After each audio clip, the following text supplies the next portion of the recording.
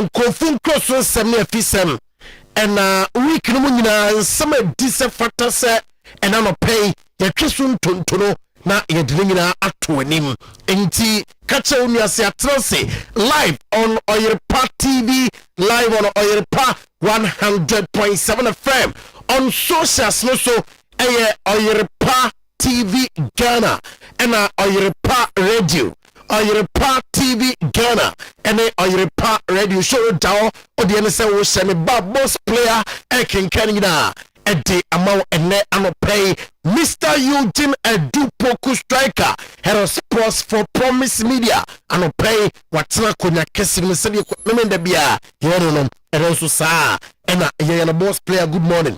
Good morning, Baba Bibia Boko. All right, enti na watching you show chat one ye. Yes. Na ya bobo ansemfo fra no ayede eba na de esa course na watching mu nyina no. Ye be didi hu nkomo titiw e wo fie. Enti kan ho free sabre kopim se nundu ene ne kakrawa ye be sori so ama aye dwumadi ahodo no so edidi so atimi ababeto so e wo ye 100.7 dwumadi ni din aye weekend edition of today's post and I de Ebram team of producers near Samuel K Mensa Solomon Kata Sheka Visa omo na aboabo ansem na no ya betena se ne anopai aye de aye dwumadi ede Ebram ne nkomo ne bia ye bedi ewo eye dwumadi so bedi kan kwa mano ne se de da ne da ye no sports layer baisa atenase a odie bewura eye enkofo nkroso ye nyina nim se weekend ni game kese ebekoso ewo eye Premier League ni mu eye Manchester United omotoa Arsenal ewo eye Emirates Manchester United omotoa Arsenal ewo eye Emirates ye bedi di ho enkomo coach and de Mikel Arteta akasa ede afa game ho saa so na Michael Carrick ono ye head coach edema Manchester United ono so akasa ede afa game no ho Owura Pep Guardiola coach edema Manchester City osi nei ofa football club se wasa asisu nyina we kotoko kan ho hase kan ho Samates kan ho aduana kan ho Mediama kan ho tese ofa football club se wasa asisu nyina enei osi team a onim bobo Arsenal Pep Guardiola ene kasa asemwe na asemwe baba boss kotoko ana ha squad betia kabi e de akire ne team ba ko o betmaka se Zito o betmaka da be na kotoko ne has be 15th there were 15th Saka league yebo weekend we got 2 weeks 15th ye ko February obeko Heart of Lion before about heart so isame wo January Heart of Lion t 29 o si 2 weeks a they say you say nye January ni o if January be ko nye February 15th second week of February mun check we nyanu ntina yi no Coco Cup na ntimi amaso no another mo refi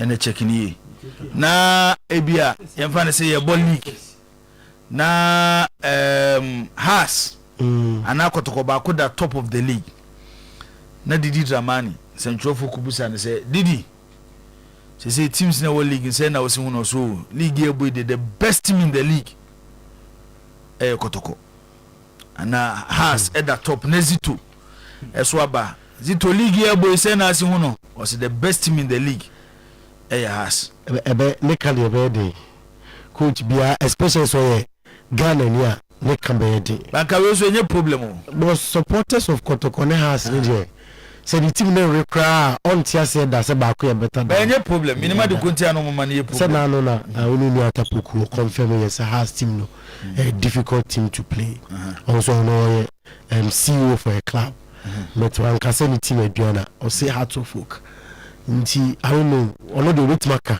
akotoko no kan se mu ya without problem na Guardiola say Arsenal is the best team in the asase so eno na nchen oso obompaye se City kakran nyoma bekoi na bia Arsenal mo chance ba ko bi so mo besan mo eno ye Pep Guardiola nsem awode atu edwano no Thomas Frank coach edema Tottenham Hotspur Ono say Premier League near the best league in the world. Yes. Yebe Spain. Alvaro Abelua head coach Edema Real Madrid. Na eno ametiti nsembi minim se no krebu ma. Yeso akwa go share Arnold Madrid official page on all socials. Says I have my page be my Real Madrid Infinite. Real Madrid News. Real Madrid News. CC on Facebook. Because Real Madrid official idea. Next Real Madrid official page. Boss pages now. Real Madrid Infinite. No one want to say Baba Isa. Boss okay, sports page. I was you adwuma muni chef mo say you tablet bi na report assembly about team here tragedy. Obi ti se massa o kan asema e fa Madrid ho abogedi obi ti se sport o kan asem fa Barcelona ho wontimi ntonkone ESPN mo report about Madrid Real Madrid wontimi ntonkone bi ene sa page a me kan was me Real Madrid news akabi and I feel share tablet I go do Madrid nyina ho say no kribia ni sa asem no say coach mpo ne boy ne ntrase emi nkomo bia na boss story we why ba what trust na so obi ampon kan we nchewa otimi se nyane boss the entire make us nyane say openi ya kana say sports lawyer ne boss obedi 6 months or Madrid definitely obedi 6 months or Madrid as a coach but then we decide say obi mpe ba bi nkona Madrid as kind of plans o yi ne kon huntintin no be defend this year boss obi obedi 6 months here share chema me but then we decide say player bi nka team plans. I don't think you into period grab a mistake we. Tell them kwabo club maker. The yenko yeni hwe ka Real Madrid nti saa na ade beba. Jogging club and they say Real Madrid for peno. Na the deba no pen say jogging club say open full control among the film. And then any team in Real Madrid.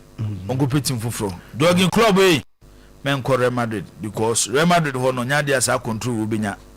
Na wo coach na wo Real Madrid na so chen ka sa no mo yanko ba je champions league say ya ka say she true players antiasia ngi say Alvaro Abelua ya o masa ayi jogging club no o hian Real Madrid chen say the Real Madrid hian no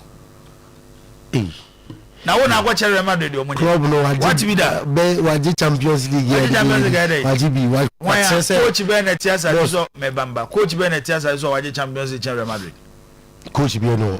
But boss club there so we Carlant not recently akuchi Madrid me ni se coach be recently akuchi Madrid apart from Carlant not needs dana be a big club me say Ancelotti kula ko Real Madrid we nya full control na jogging club on pepe mi fa na asem to na nyi se no no kan ko ade a enya Real Madrid ene ekokeka sansem no obi so men na wontu ne fo sa asem na wo ka no wonya eka opeso oba coach mu bi ma na ope club ebetia guarantee no success animanim ya Real Madrid tu kwa no aka no atum ya de be ma wono na wakochi na woko anim eno eye jogging club esuso ensema ye woma mo anopay eno no Hansi Flick o say President Laporta enti eno da so eti eye Barcelona die enti eno kasa El Nasa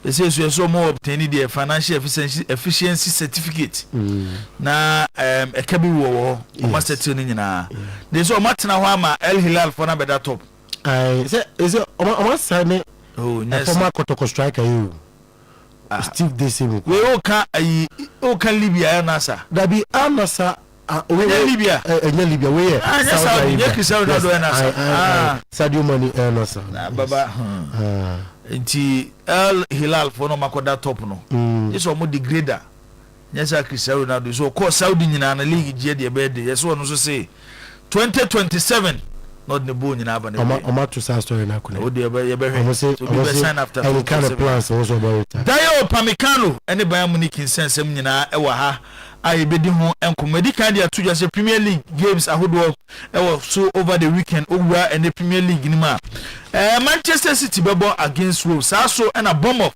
and Liverpool sa games yi ene dia akababa isa e de beba afi ene was Spanish La Liga nim big game Villarreal amoda third on the La Liga log Omo any Real Madrid and the AC any other games who have sports lawyer Babesa Ebeba German Bundesliga Bayern Munich and Augsburg and the AC and any other games are Ebekoso Ewo a Bundesliga and Italian Serie A and Inter Milan Omo share a pizza a Kamakumako a Insia my pizza etimu after say pizza it take a 2 goals lead and Inter Beshensia pizza omobo enro nyina bibia entimi amem echina ewo Syria no so no ade a eye AC Milan edo mani Stadio Olimpico omo any AS Roma edi AC any Premier League Chelsea ebebo against Crystal Palace also na the big game Manchester United omo Emirates and Arsenal dia kusieni and awura the Spanish La Liga ochina Barcelona and Real Oviedo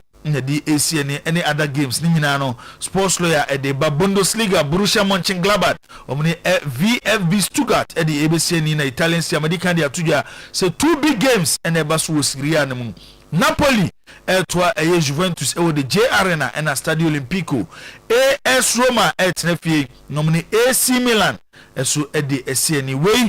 Any games ahodo ni nyina sports lawyer e de beba ye befia Ghana Premier League twaso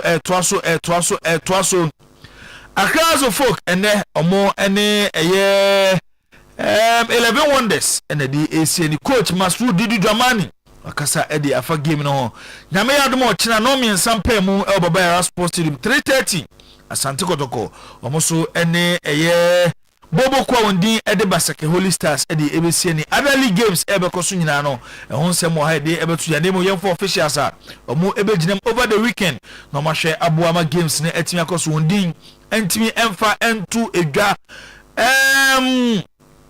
and has a 4 game omo ene 11 wonders airborne referee and din ede George Mawuli Vemawo ono ene ye center referee so ene ochina Dreams FC ewo Tuba AstroTurf omo ene Young Apostles ene di ACN referee and di Mohammed Misbah ono ene be ye center referee ewo sa game ni mo Asante Kodoko ewo Babaya Sports Stadium omo ne Basake Holy Stars Nathan Anafo center referee ewo sa game ni mo afro wani Swedro Stadium sadio me see omo hwani baba we Swedro Park ai omo nyesa anyoma ni Swedro Park Swedro All Blacks ene Aduana FC na di AC ni referee and the Gabriel Poku ahen ene center referee ewo sa game ni mo afei Mediema ewo TNA Stadium eho eno ne Karela United di AC ni Robert Muse ono ene center referee ewo sa gina fi Bechem United omne Heart of Lions so ene ebo ewo Nanafo Suji Abo Park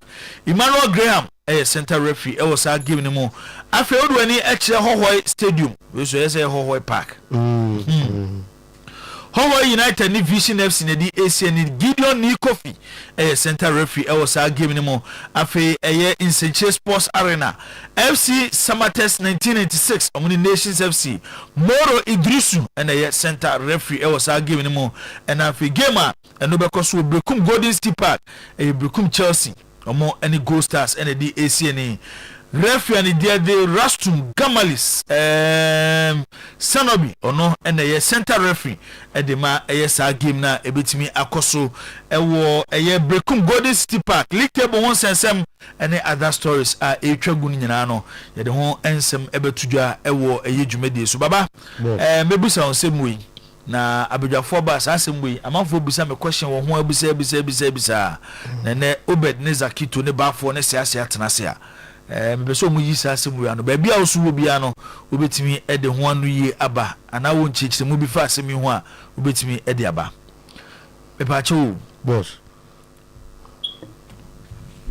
hibejo me yusu no anya ono nko na meka ye eyi bebre but ona me de ne to example na no so if you become Chelsea never yes if you become Chelsea me boa if you become Chelsea kono go Chelsea ka kese pa yes okay yes adena become Chelsea etimi ton player makotoko tiu no magis ka kese ba kotoko ntimi ton player ma become Chelsea emponye 50,000 Ghana cedis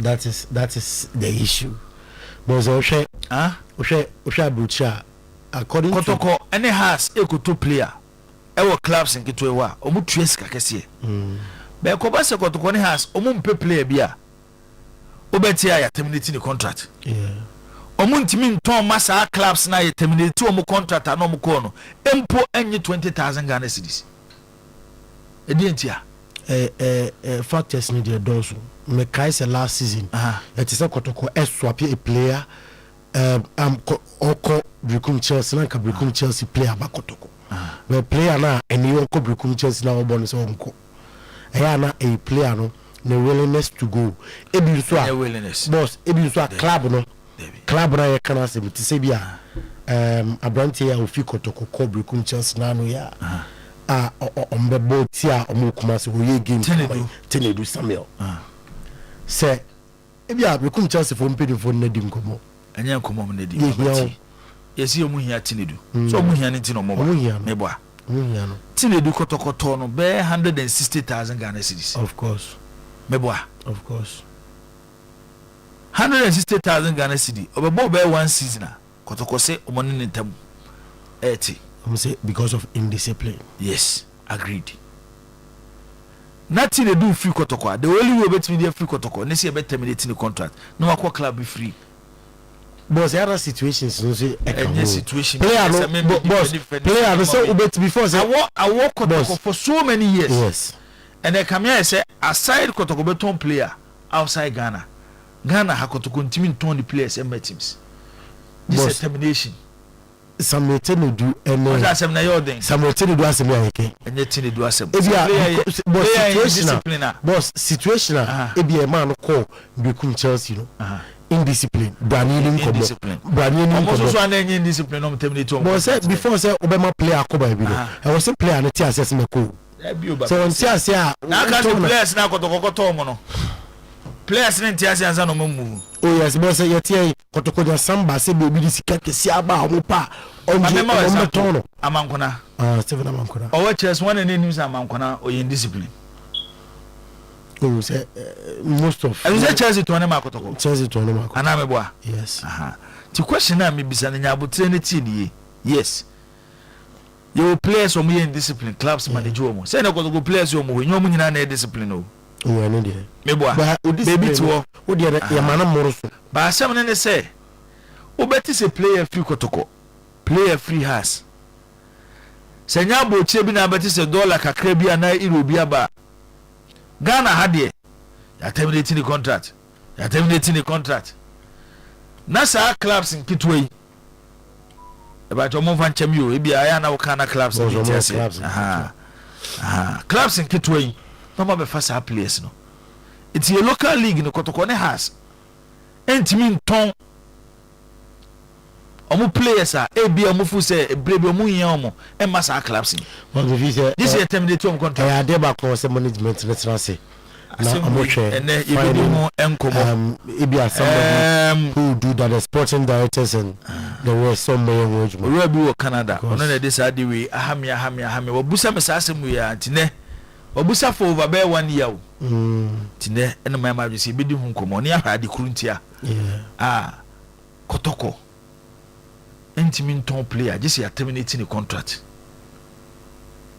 ya terminate ya intimate ton and clubs and ketwa no for again chebra number is 0241915555 0241915555 with media for SMS and answer WhatsApp and komo ayebedi ewo dwumadi esu nyina no obetimi Edward Dwenche ede ababe ka ho ama dwumadi no etimi asipi esita ebresu do ebebie lines no ede ato ochro number no 0322494401 0322494771 obetimi eso afre ebreni do a na osusu de owo no watimi ede ababa bibia wutie ye ede free eye o my Ghana mu ene eye mama no ne enyina no osu betimi a contribute on the show ye da munyina ase so do afidi ato Oyerepa 100.7 live on your TV Oyerepa TV hoso no ya dia program ni etwagu on Facebook Oyerepa radio hoso no betimi ede wonsem ede afaho sports lawyer ede Ramono ne na finsem Ramono ne nyina no sports lawyer ede aguo ede amayenti sports lawyer obreni fa Ramono ne na finsem Ramono ne nyina no ode aguo ede amaye enya bi wo mu oni nyina aguo emayetifo ne ahwefo Oniadofo, uti Oyerepa 100.7 FM. I'll pay Yamo special good morning BM na Yamo Kwaba. Oyerepa 100.7 FM.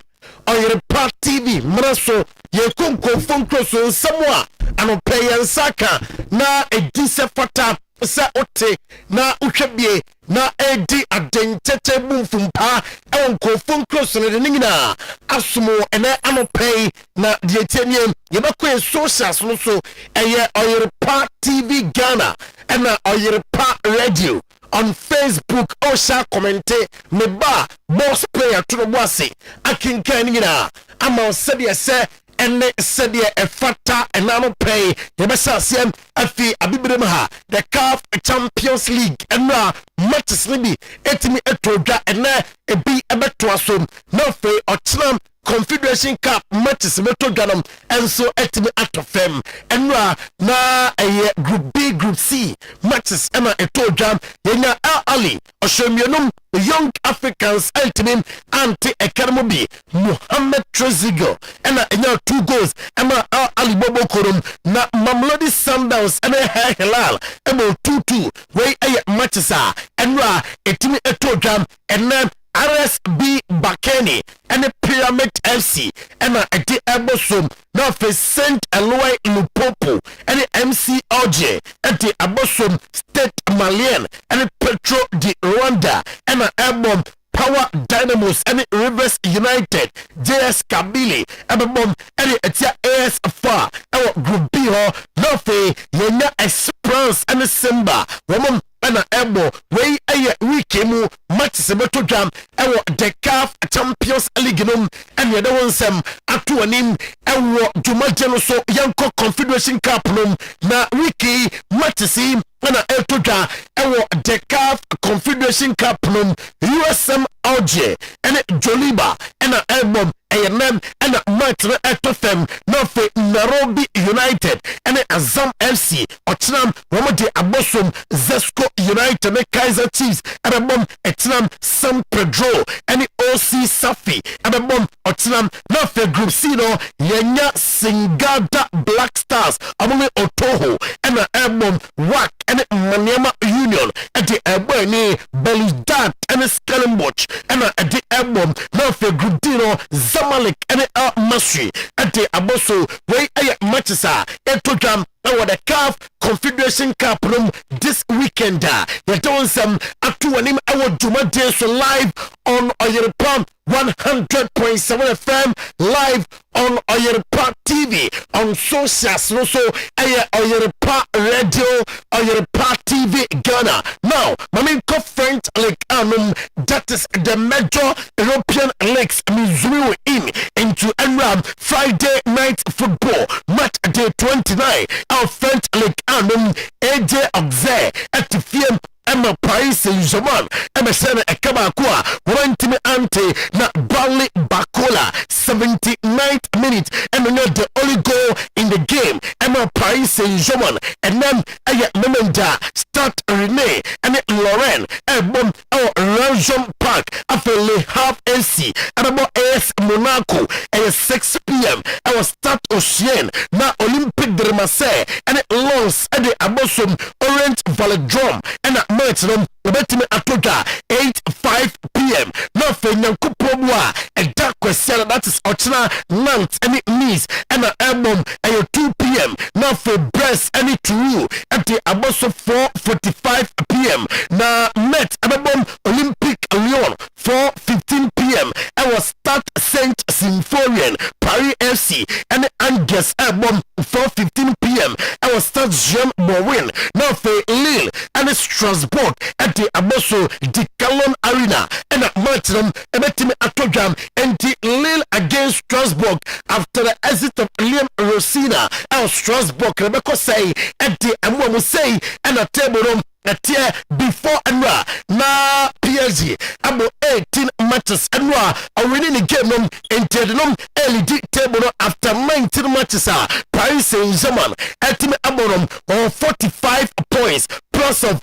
26 goals runs about 18 matches 23 points plus of 19 goals. The Otosumi and Sam Olympic de Marseille wabo 18 matches 35 points goal difference from 22 goals nil etoso enum 32 points plus of 8 Rene etoso 9 31 plus of 5 goals mere sansam Benjamin and pay top scorers no Messi Greenwood Esiakai Emma Olympic Dramase Olum Emma early team after Oko Panatili na Suya or Strasbourg 10 goals and in some Etime Aka Yara Sansamum at 2 and another play Dietenie Yanko Bundesliga Nomafe Yanfa Bundesliga match Saudwa Yabato Jam over the weekend and 21 Emra Yena St. Pauli on a Hamburg SV Emo Neno Ewo Melinto Stadium na enam matches way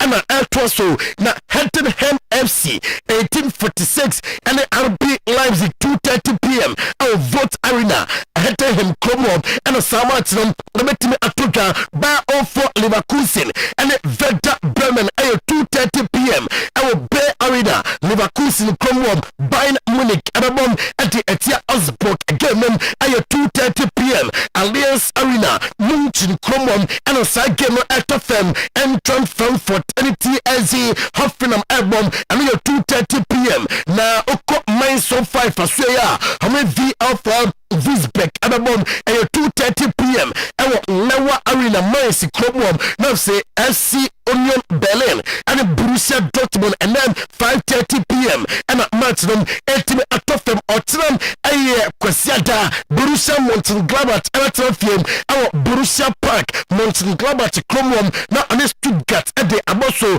na SC Freiburg Abo FC Cologne 4:30 p.m. at our Europa Park Stadion. Now for Tuesday, I St. Pauli and the RB Leipzig at Wasum at the FUSA and a table is after match day 18. Our bonus league Bayern Munich about 18 matches early team our 50 points after Dortmund at Toso Nyenum 39 points. Hoffenheim Toso Nyensam 33 points. Stuttgart at Toso and 9 and 33 points. RB Leipzig Toso and Num 32 points. Bar for Leverkusen at Toso and Sia 29 points. And Frankfurt Toso and so 27 points. Say and a top scorers at our Bundesliga Hurricane, our Bayern Munich 21 goals, and on some at Michael Olise, our Bayern Munich 10 goals, and at West and Luis Diaz, Bayern Munich was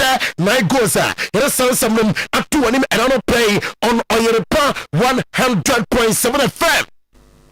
On Oyerepa TV and now I'm a play now and 10 times young Kosiri Anum Mafe Yankem a week 22 and on game no dynamics no doso Yana Inter Milano Tifian I was start Giuseppe Maenza he said game na say and a pizza a D call up by 2-0 Ningamonum Delice of Federico Di Marco and one Bonnie Herrick Mekitaya Long Abwai Emma Inter say Asia Emma Pizza Stefano Marino Emma and your 2 goals as consolations at the Emma Tinum na and then your Como on Torino Emma Elmo 2 p.m. Ewo Giuseppe Singalia Ewo Como Cromom Fiorentina Etrafie and Cagliari Emma Elmo Ewo Artemio Franti Ewo Firenze Emma Martinum Ebetimi Atoga Lecce and Lazio Emma Bom na Otinam Sassuolo Emma Cremonese 11:30 a.m. and the early kick-off in the Pi Stadium and at Martinum Ebetimi Atofem Atalanta and Parma and a bomb Jewish Stadium Bergamo Genoa and Bologna at the Albani and Ligi Ferraris and Genova na Juventus and Napoli above our Allianz Stadium Torino Cromwell and Martin Ebetimi Atogam AS Roma and AC Milan and bomb our Stadio Olimpico Roma Cromwell and Martin Etoga Monday night football in Serie A Heroes Verona and Udine at 7:45 p.m. Our Stadio Marc Antonio Bentingodi and at match the betting Atoga Yaton Sam Atuanim and I'm a play say and a table at here on Inter Milan before and now about 21 matches after a ball the match day 22 when you're 52 points plus of 21 goals. AC Milan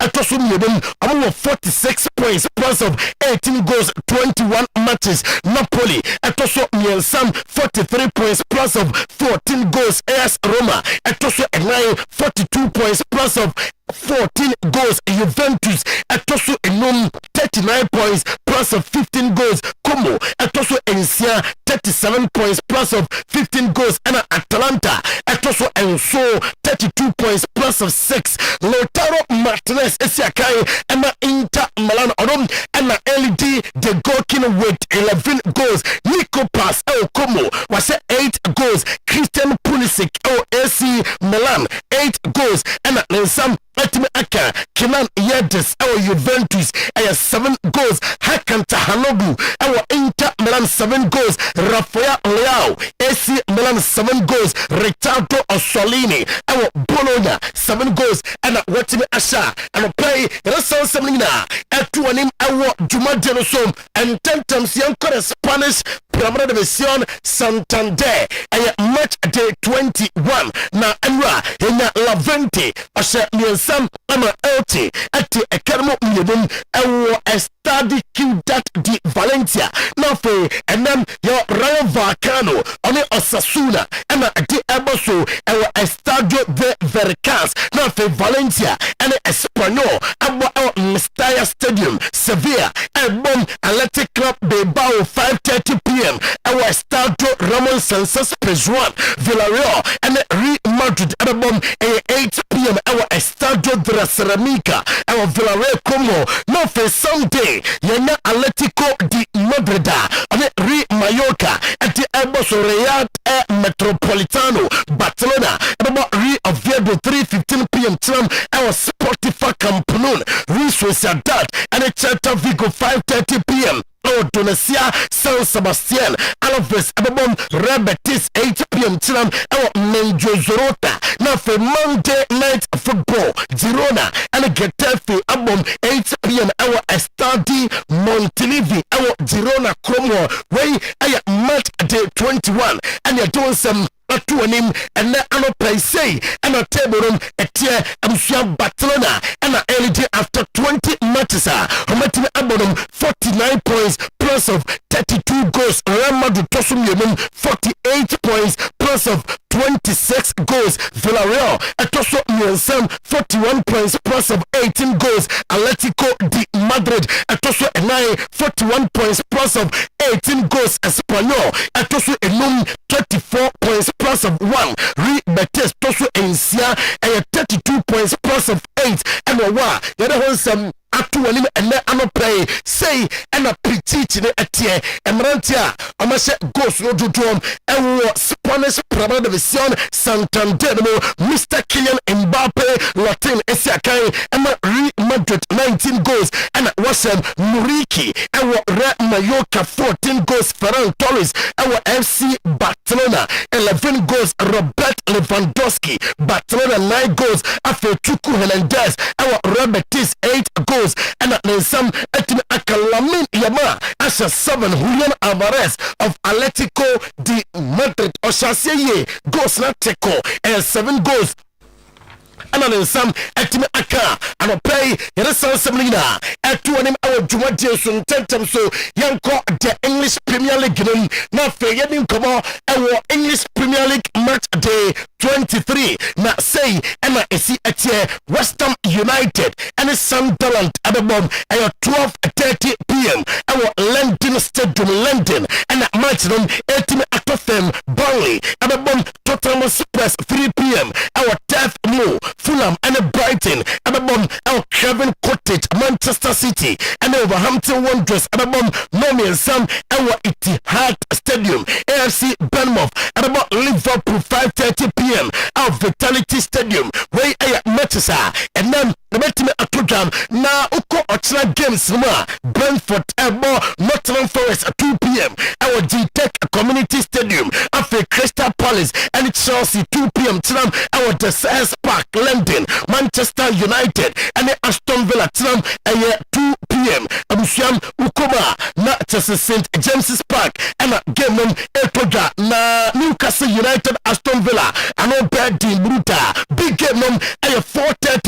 na ɛyɛ Arsenal ɛwɔ Emirates Stadium ɛne Manchester United ɛna ɛbɛbɔ na wɔn ɛna ɛbɛdi nkonim Arsenal Manchester United 4:30 p.m. tinam ɛwɔ Emirates Stadium na Monday Everton ɛne Leeds United abɔ ɛwɔ Hill Dixon Stadium 8 p.m. on Monday ɛna saa game nom ɛbɛtumi atɔdwa sei ɛna table nom ɛteɛ abusuam utwama Arsenal ɛledi the English Premier League after match day 22 na 50 points plus of 26 goals and Arsenal ɛtumi ɛnyam after 21 matches about our 22 matches already and increasing in talent to 50. City about 22 matches 43 points plus of 24 goals. Aston Villa at also Sam 22 matches 43 points plus of 8 goals. Liverpool at also 36 points plus of 4 goals. Manchester United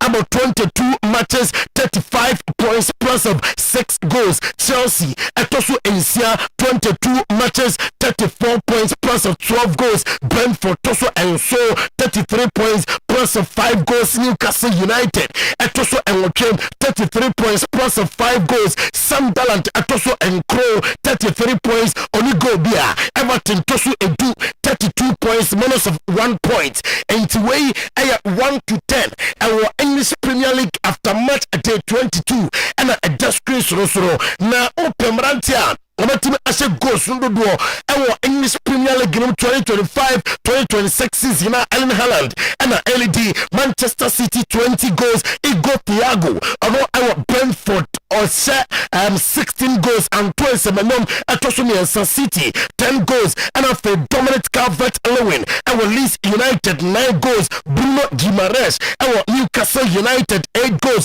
Hugo Ekitike ase 8 goals Osiakai ema Liverpool Philippe Mateta, our Crystal Palace 8 goals, Danny Welbeck, our Brighton 8 goals, and Morgan Rogers, Esiakai, Emma Aston Villa, and also a Ponomote as a 7 goals, and a place on 7 Yade to an name on Oyerepa TV on Oyerepa 100.7 FM, and Ziano Kai, as I also say, I want your socials also, Oyerepa Radio, Oyerepa TV Ghana. Oyerepa Radio, Oyerepa TV Ghana, at the abom na emos fire, and now the to just Nanyade, Sir Okon. F boss Idris Diallo na so ya odi atuja se omonatra na for to so ayaduma at the amam national team Ivory Coast or say one concoje AFCON nkyere se hopelina sa ono a na ede national team nom abeko the 2026 FIFA World Cup yamara England na fe yanim komo ewo England and pay Mikel Arteta on Kai Havertz and also Kai Havertz closer. Sir, about joining team them were training very hard and officer very soon. Abam no for me Juma at the Arsenal or say baby a season at Juno. Coach bia ebe person place na ebe fit no fe why you say team no matches no so Champions League English Premier League on team for one player pair and must competitions na gisa oya nkakra and yes ma orua no ade atofem and play yanko Arsenal training grounds ho Bukayo Saka Emeriti Eze and after Victor Joker training challenge intense pa our training enra na anyasam kitwa enti yebahwam amna Bukayo Saka Emeriti Eze and a Victor Joker training challenger amuye out of Manchester United game on Oyerepa TV enjoy video na ye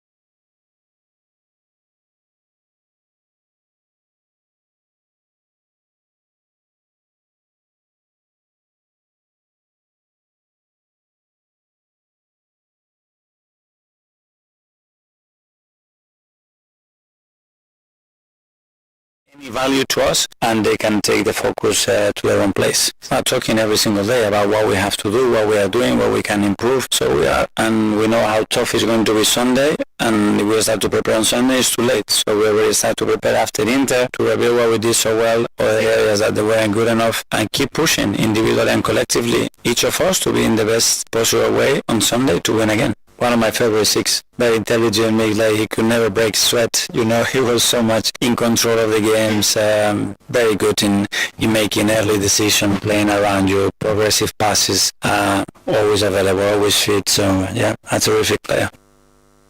No, I am Basobodia, Mikel Arteta, at the Emma, Michael Carrick, Abanyan Sampadia, here Mobo, Berebian, Hodebio Jamo, who so tapas, no Wadrenia, Michael Carrick, Ubesu born in Bremo as a center forward compared to Benjamin Sesko, and as a Joshua Zexiana in Chemuno, any. Yeah, it's just variety in terms of the strengths in some ways. I think Brian gave him a bit of a free role in many ways in the partnership with Bruno last week, and to drift and to fill different spaces. I think Ben's very good at playing on the last line and runs in behind, and I think we've seen it over recent weeks, and he's done great to get his goals, so he's in a good place. And Josh can do a little bit of both and plays in drifts and plays in the hole and plays in links and is very good at bringing other people into play. So just different styles, you know. I think certain games will suit different styles. It's great to have that flexibility for sure, and Matthias come on through the middle and made a big difference for us in terms of carrying the game into the later stages and creating a second goal. So we've got good options through there, and we just felt last week that was the way to go, and obviously thankfully it paid off for us. And see, Michael Carrick, Okase, Canasa was from the Emirates War. The Emirates War on Sunday, our Emirates Stadium. Okakuna William Saliba Gabriel Magayes nom na omujetiwa to na. Masa Brahim Wemo nomne Joshua Zegzim also omupedo modern bodumo. And see, I want some and Louis Van Ha or say Ukrainian na a different level car. And here we're Rooney on Louis Van Ha. Coach Saba, Manchester United after Sir Alex Ferguson. Louis Van Ha was just different. Louis Van Gaal's first game, Swansea, Old Trafford, we lost 2-1, 12:30 kick-off, whatever it was. So normally you get up, it was 12:30, you go up for probably 8:30, get yourself ready, to go have your food and whatever. So Van Gaal thought it was a good idea to get us up at 7:30. You know, balancing the board here, and you're in twos with balloons, heading balloons to each other. And he wanted to switch your brain on, and you're like, don't get us up out of here, come on. Anyway, he done it, and then we lost. In some ways, it was a good thing we lost, because he didn't do it again then. I know we're running in summer, or the two jam, and you did I'm gonna pay. Now, Pep Guardiola, what you say, okay, the English Premier League on the Tosum, you know. Now, I say, and Pempe, Casadia. And we are singing our best team. Mikel Arteta's Arsenal. Ukraine, they are getting better and better. And Opisa, one chance, remember, to catch up with Arsenal. And you Pep Guardiola and Insema, or you to come and let them pay Pep, sir, and also our extraordinary team and extraordinary group of players. They will fight until the end of the season. Pep Guardiola and 7B, and then Pepper confirming McGahey Obemeki City's first game against Wolverhampton Wanderers, and here Pep confirmation or the Abba after 25 years without winning it, that must be the reason for their motivation. Pep Guardiola said after 25 years Arsenal English Premier League Kuruano Crown Pompine here bino and no and I serve as motivation. I'm an Arsenal, a fee, or sister. The team them alive. Still, they can win trophies. A fee, Pep Nelson, and now Andrew Robertson, Aka, and then at Liverpool, Sam. Obviously, I'm a total present that be out.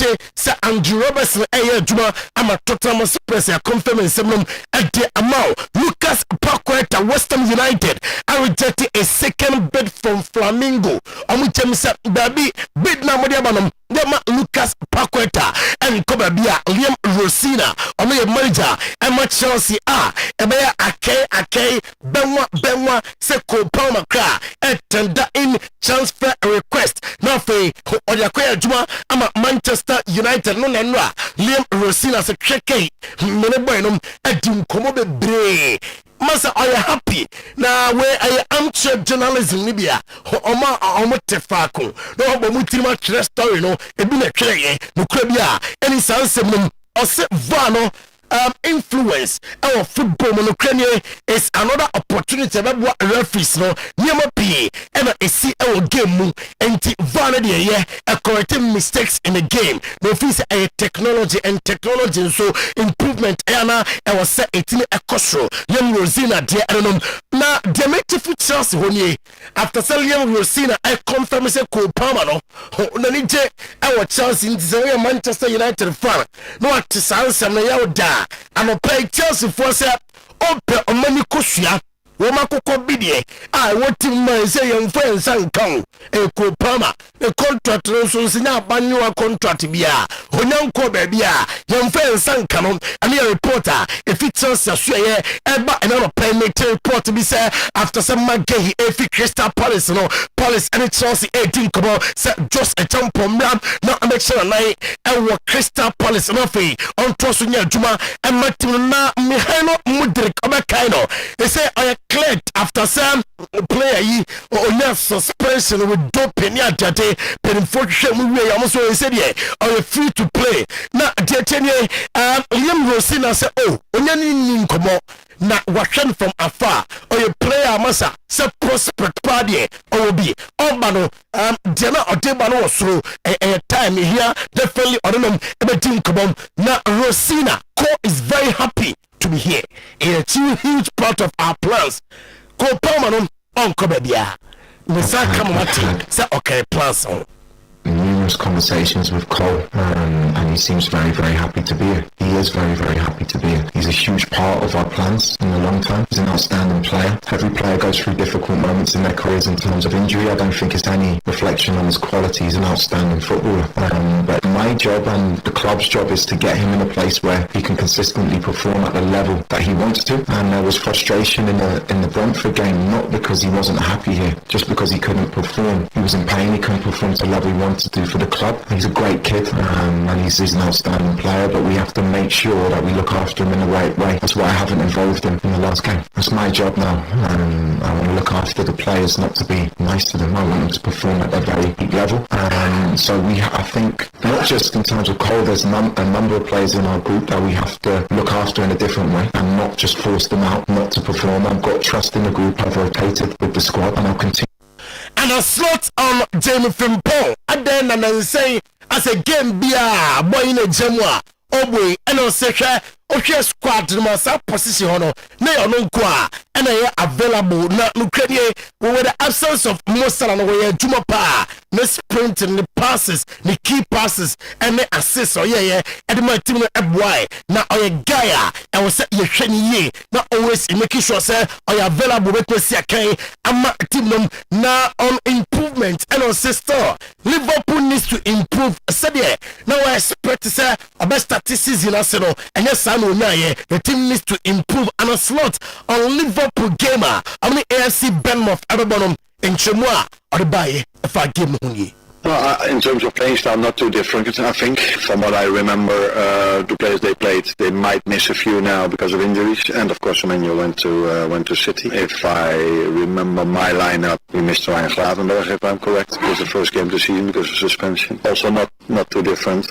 in terms of how we will line up tomorrow and the way we both want to play. I think Bournemouth is one of the most intense teams in the league. They're in every running stat. They're either on top or in the top 2, top 3, top 4. So if you go there, you have to be intentional. Now, Tawo Awuni sa Katara kind of pa. The Alba HMs are Nottingham Forest Abusia.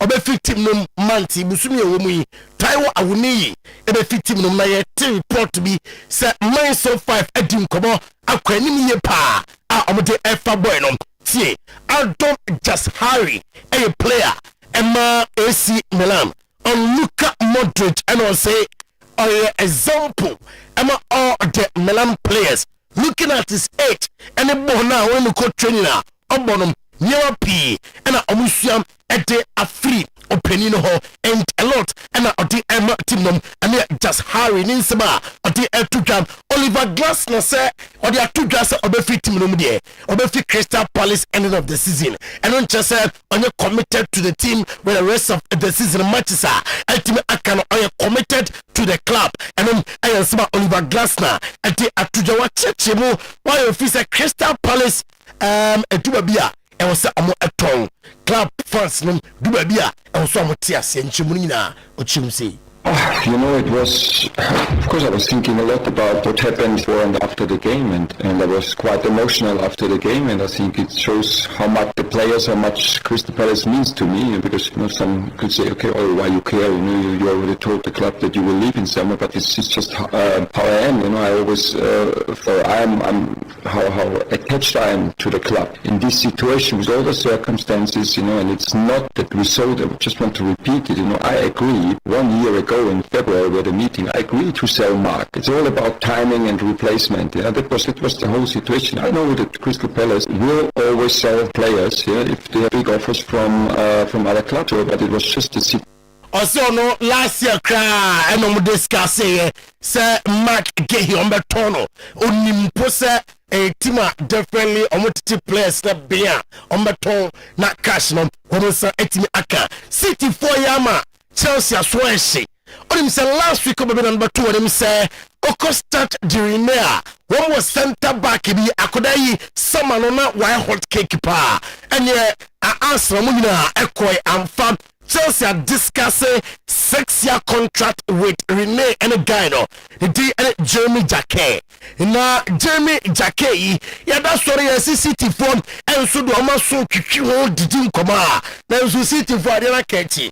I see Jeremy Jacquet and person here to Emma Chelsea and a reporter Eka Yansa and then play Tottenham Express goalkeeper Guillermo Vicario.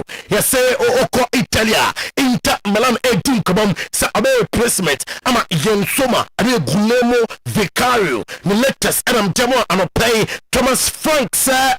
Say the Premier League, you know, Obeka, I'm a Biatia, say, we are singing, and then the best league. Now, league in the city, you know, Dubabia, Yana Bradley, and the Antiasso Morgan Rogers. I'm sure I say, oh, you know, player, no channel so, and one more, and Cristiano Ronaldo, Michael Owen, and the two jam, Sir Elliot Anderson, Massa.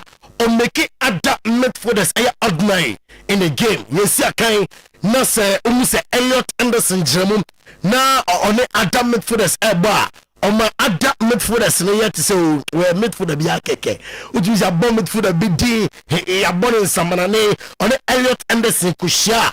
Omania midfielder bi akeke. And yet Michael Owen. Then sama on the Atugam. David Moyes a confirming sa Alcaraz brought weight and a Kinan Dewsbury Hall. Omina are available this weekend. West Ham United are rejecting £33 million plus £3 million add-ons from Flamingo for Lucas Paqueta Madikai Aka Ete Achel. Manchester United officially pulling the trigger.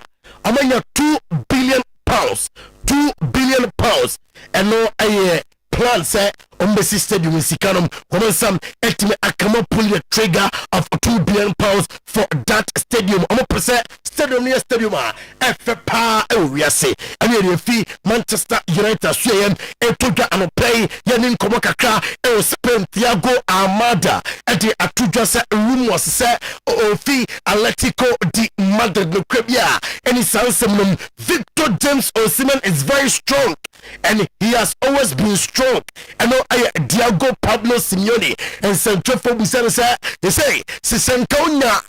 The bulldozer, Lanko Janimo Budu from the ball to turn Kapana, and also Victor James Osimhen was a strong player. Now, Debiano, Osho goes or say, and young dear, Odyssia Kaya, or manager home, Lee can in. The may teach him, sir, Atletico di Madrid in the summer. Now, I'm a team after Bueno. Franco, Mastantueno, one for video on 2 screens, no sumami. On him, sir.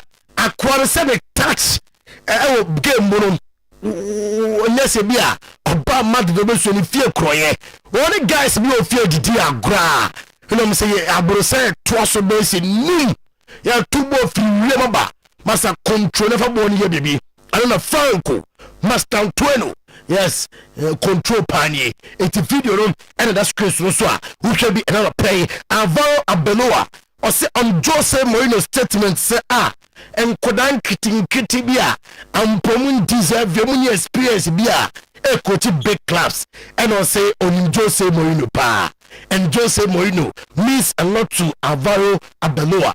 Now you always try to listen to him and obepe say obo game where Mourinho be analyzing them. And the Alvaro Arbeloa this about Orituja or say the Madrid team a person or team with mentality and the attitude every day on the pitch. Last training section before Villarreal game Madrid training and some pro and a gamer woman Villarreal and then yere two screens no nothing what me Ashabi Jürgen Klopp what to say Jürgen Klopp come Madrid and tell him say Jürgen Klopp and jumam and for amatim deyati say adia Jürgen Klopp etimante afi Madrid ho aye full control over womwa mumbe ombefi team no akọ ene womwa Madrid beto mom aba club no ene adia okay womo tituma ebusuam obaje adwuma aye as a manager in the summer na Madrid I stand there could be contractual the day and Brian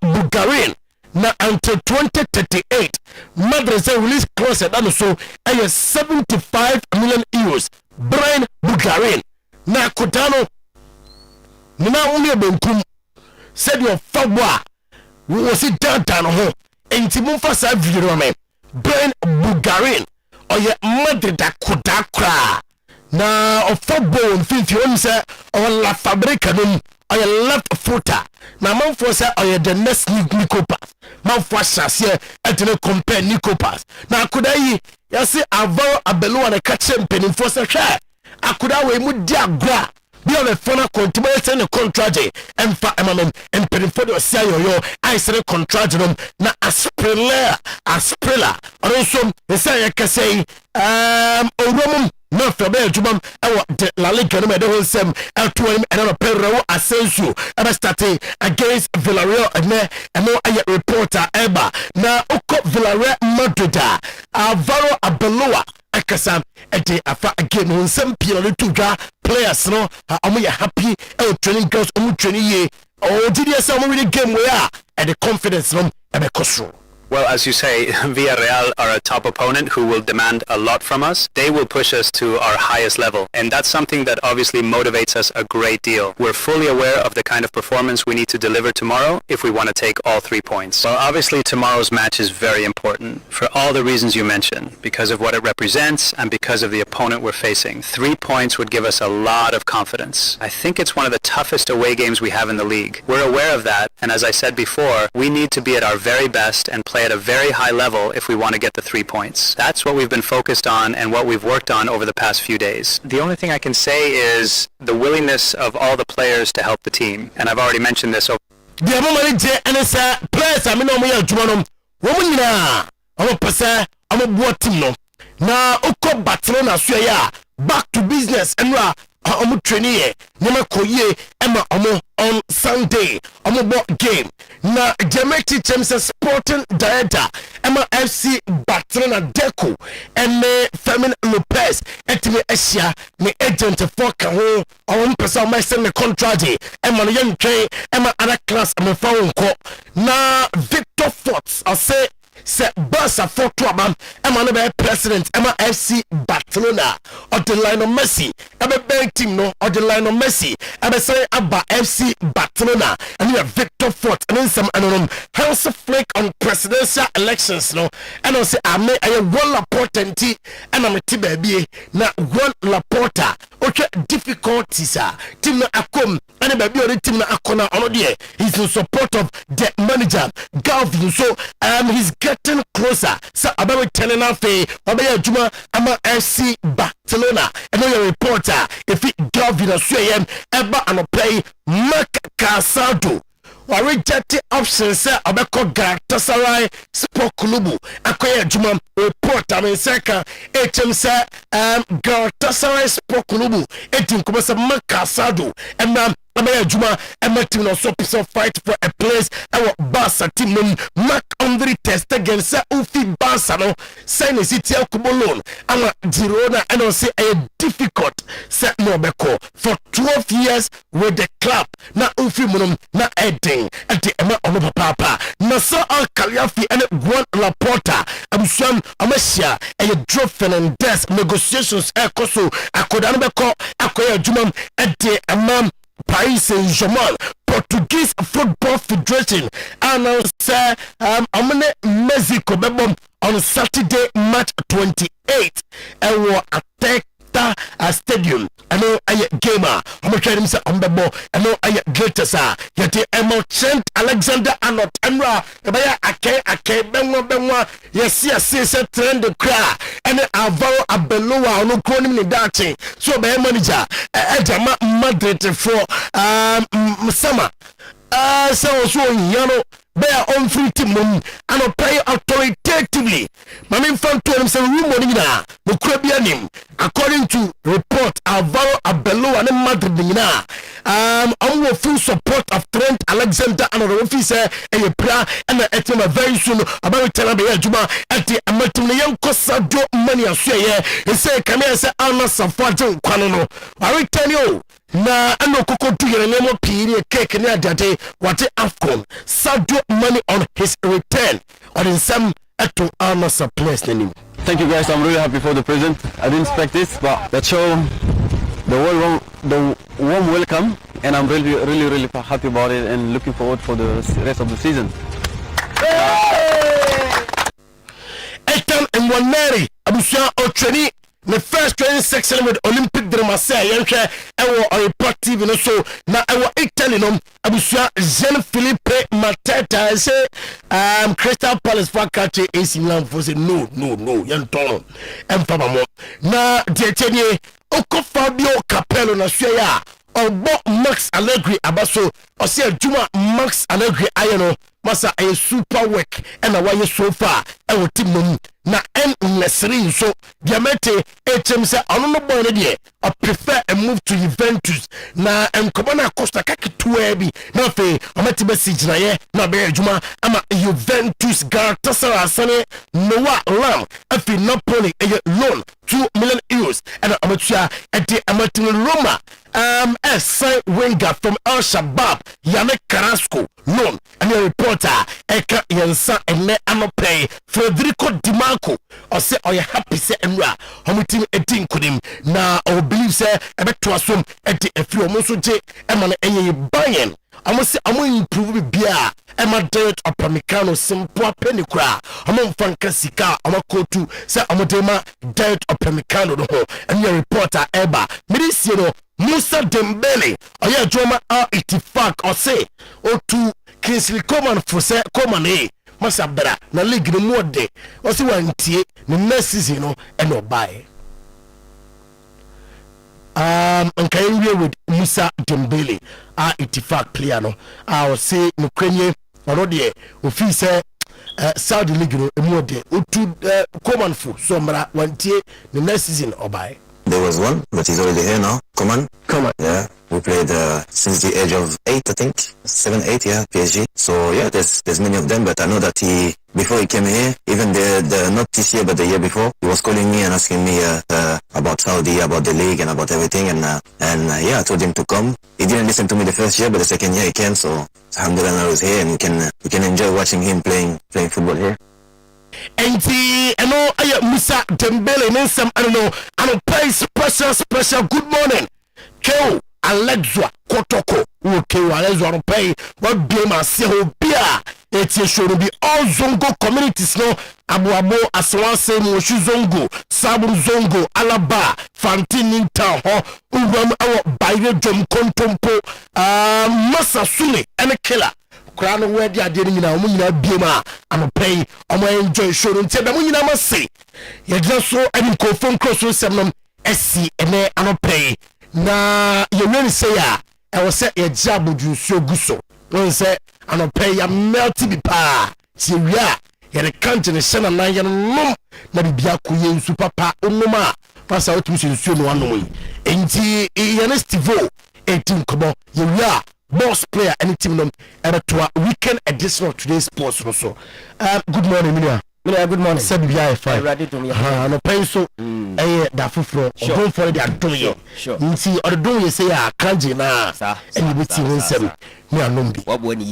Wabwani ye. Mami na ase na menche tiefo na anopai uguso utie kasafidie a mesere se wode waso ebefem me se uguso so na wo hwe e wo social media arasa wo hwe TV no so abomoden se wode waso anyway ni ebefem me na yese seeing is believing kangen energy drinking water yeba na yebekire ne nti a esese sa nsuo wi uhia no baabi a eni kwan se ugya ho nemum e wose woto na wonom na fe so emfa oni nsuo bi a wo ofie a wonom no e wose oni wabusua mo switch to kangen energy drinking water no yeba ye fire not fafa na eka nemum ye demonstrate echo senti a esese nsuo wi e na wose wo switch to na wonom we 500 ml na one pack na hemu makoma 12 eye 12 and a womb for 30 Ghana cedis. Enti ba modern afa numbers no na free. Na offer na place order na ye free delivery. Ye be deliver at the amount. Mo amu ye major distributors amoton all across the country no. Me pacho we so 1 liter bottle and also shema akoma 6 in a pack.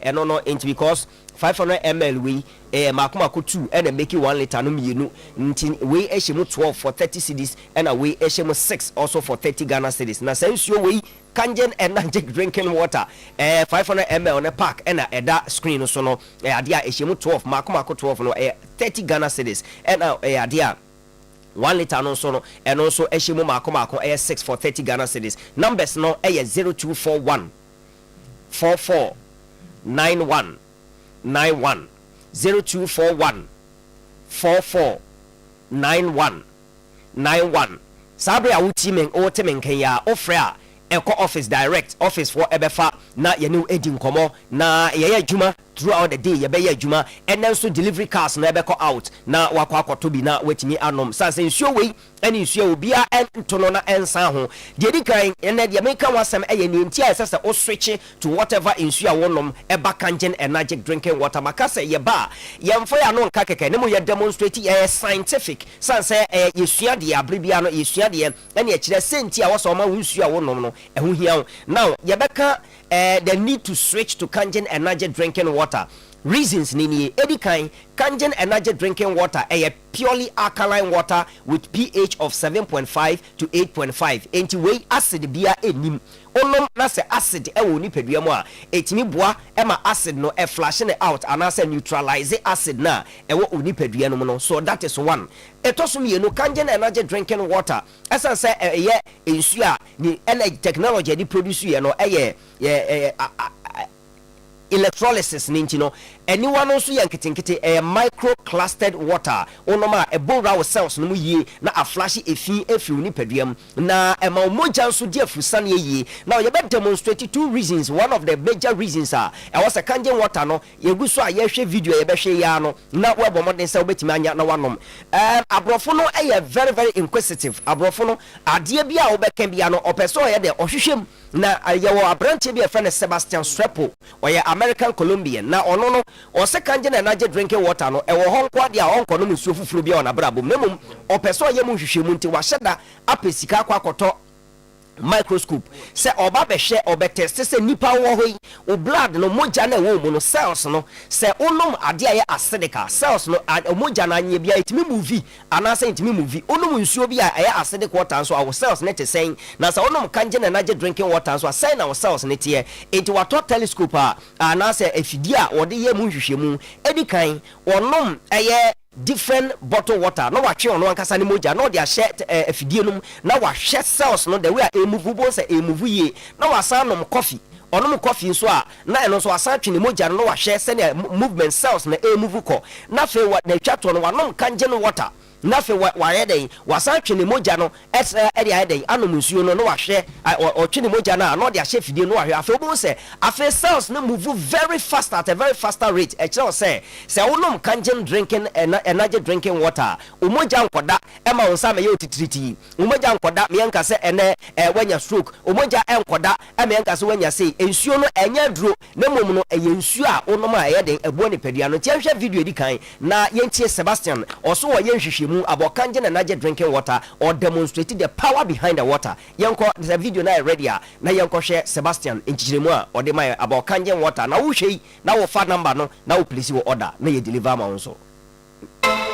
What's up guys, I hope everybody's having an awesome day today. So I'm going to be doing another experiment with my microscope today, and a lot of people message me about this issue, and that is what happens to your blood cells when you drink coffee, what happens when you drink regular bottled water, and what happens when you drink Kangen water. And here we go. Got a little blood. So right now we're at 10 times zoom, and you can see that my blood cells are really not moving at all. They're not moving, which means that, you know, I'm really dehydrated. So now let's go to 60 times, and there it is, guys. You can see them like barely moving, but you know, there should be like moving. They should be all over the place, and it's crazy. So I'm gonna be doing what most people do every single morning, and that is drink a cup of coffee. And I put almond creamer in here, and no sugar. I didn't put no sugar in here. Woo! Okay, enti ma minchire video num kakra. Na video na so na minchirim. Enti se wo hwe ba bia wadura de movie eye cells nipa omogya no cells no on say enti mi movie ye wanom coffee era wasa twe ne mogya no on cells ni omogya no say na ne enti mi nie every e wasa cells no ejeje na nkra ne movie fast but enam say coffee no acid kakra wom na wanom bottle water na no so acid ewom nti no eba mogya ne da we bottle water na wonom regular drinking water wa wie no wasa twe ne mogya wasan de ba be hye fidie num ne ahwe afi wo hwa ne cells no senia asi ayden ekoni this time around no cells no movement no enhyeda anye den entimi nko fast the way I was say mogya no ekoba enti afi ozumo ne kese no say cells no enko ejina faako on say entimi nko entimi move but nyenye say na nipa mogya cells was say ye but onom kanje na naje drinking water enam say ya alkaline water na electrolyte water no ntino eboa ma mogya ndi afusane kama nti obi o say inside the tititi now enti kanje water machine no sio no ena Sebastian o produce nsuo no direct 12 ounces of kangen energy drinking water. It will measure amohu and na one no owia one no after 10 minutes video no forwarding no after 10 minutes obesa twe no an kasa ni moja na fe wo de ahye into compare or no bottle water no or test it say na cells no etie afi no kangen water you see the cells on the way at this speed cells no a movie into be on kangen water. This is how your blood runs and the unsa me yo titriti anwa embeda oni paduam yare eme bobo enye se ye duro na mom eye nsu aboa ma oni padua no ekonkan enti ye kan ohwe ozum ya on the way cells na edwane afi a separate ebi agina nkrankre na e move fast enti obi on kangen energy drinking water. This is how your cells move. Say na moja no eden e move fast and you can see the way the cells were running. That is kangen water. Look at enti afi owie no 10 minutes after drinking a coffee, 10 minutes after drinking dasan ni another bottle water, and at 10 minutes after drinking kangen water ni fafem no last one kra no afi ohwe cells na dey na move faster. You can see that kangen water no e move very fast. That is how your blood runs. Eno your kangen energy drinking water. Enti ye ka say adenti na wo say wo fie na bia obi sa adenti na wo say me ja mi nsu amenom na bia me benom kangen energy drinking water na me pacho reason na wo mu eno no kangen water nso eye nsu a e contain electrolytes. Nsu we o connect e de ma electricity e de ye ya etimi so bulb. This is kangen energy drinking water because it contain electrolytes. Now the second video now ready you betimi akọ. Now this is a personal or illustrating the power of kangen energy drinking water as compared to any water be acidic. Now you could see clearly say kangen water no ya ba studio ha kra ba ba analyze kangen water and a bob illustration ema otimi say the electrolyte I work kangen energy drinking water mono eboa ema ye den etimi so kanea no kama pa se video ni maya e betimi ba studio na ya other analysis e dia match for ntino numbers no e na wo screen so no bo modern afa na efre ye numbers no 0241 449191 0241 449191 makase kangen energy drinking water no so oko na say obi your families bi wo honma every month one tokra na 30 packs 40 packs 20 packs on any family eno an omnom esa no masa be order your 19 liter dispensers I know so nyumaku ahodo any insurance any abusua enso eba beto o de container ne ba ye refill anase fill kama e de mount. This is kangen energy drinking water ensua because of say ya alkaline no there is no way of test kangen water obeden obenya color color yellow we a pH indicator pH tester and one ye dia testing nsuo yi o testing nsuo bia fa som na hwe color beba. So this is kangen water as soon as we the o test na you will see say you will have a very very very alkaline color with kangen energy drinking water. This is the color you get. You have a very very alkaline water. Senate after testing kangen energy drinking water, unlike any other water, obe test no benya color yellow, obenya color your friend saying orange. You know, say the water is acidic, but this is kangen water.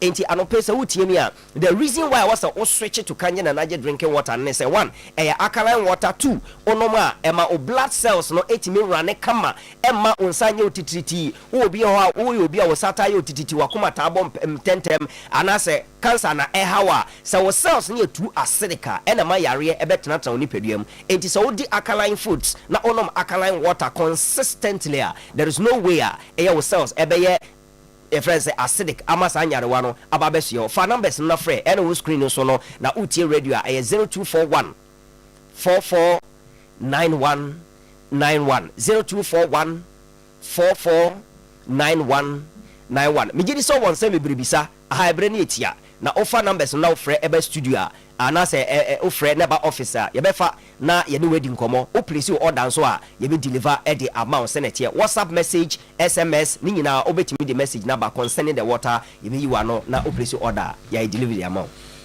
better say so Steve say bibia boko de erade dom ye ho ye de anope so abo adwuma nyame nhyira amen say edru memeda say ya wonya bre ni adaje ba ebe cheche nwoma mu ya na enye nsuo ne keke na ye nom no but ya pomuden kwan nsuo ne befa so aboye nti aseda ye wodia why okay so Steve any attending canal weekend edition of today's post to aso aha Oyerepa 100.7 Oniadofo uti Oyerepa 100.7 FM Oyerepa oha echirponso. Okay, yeah, told you media no so ede amamu se obeda kwaba. Oh, jibo njo. Bibia boko de. Abrabo mu boko. Nyame kuye kama. Nyame ti ase. 50 cent chesu de efe kama. Jibo. Efe fatao. Medase pa. We muntoni lu na monhye ne high na as we do to ne high dada. We $100. $100. Yeah. But okay. Manto ye de mame. Ubi ne de be cheo. Yeah, the man ba ne boni $100. Okay. Oba no kato say $100. Yeah, say your call shop who is the home price. Okay. Moko shop no way. Durban. Oh, South Africa. Okay. Ti afi na wo show South Africa nyoma no. Oh, we must share that. Ba me hu da. Oh, they say e bia na minu share bra me share. Ah, okay. Say $100. Yeah, $100. That's the price I know. Okay. Say let's say be a shop near expensive shop there, but you rush shop one near check a price in the okay. It is a channel show no $100. Sani nti sani. Yes, I na mutu ai. The moment you are the mame. Omo the chair one obi twa kama. Omo the chair me.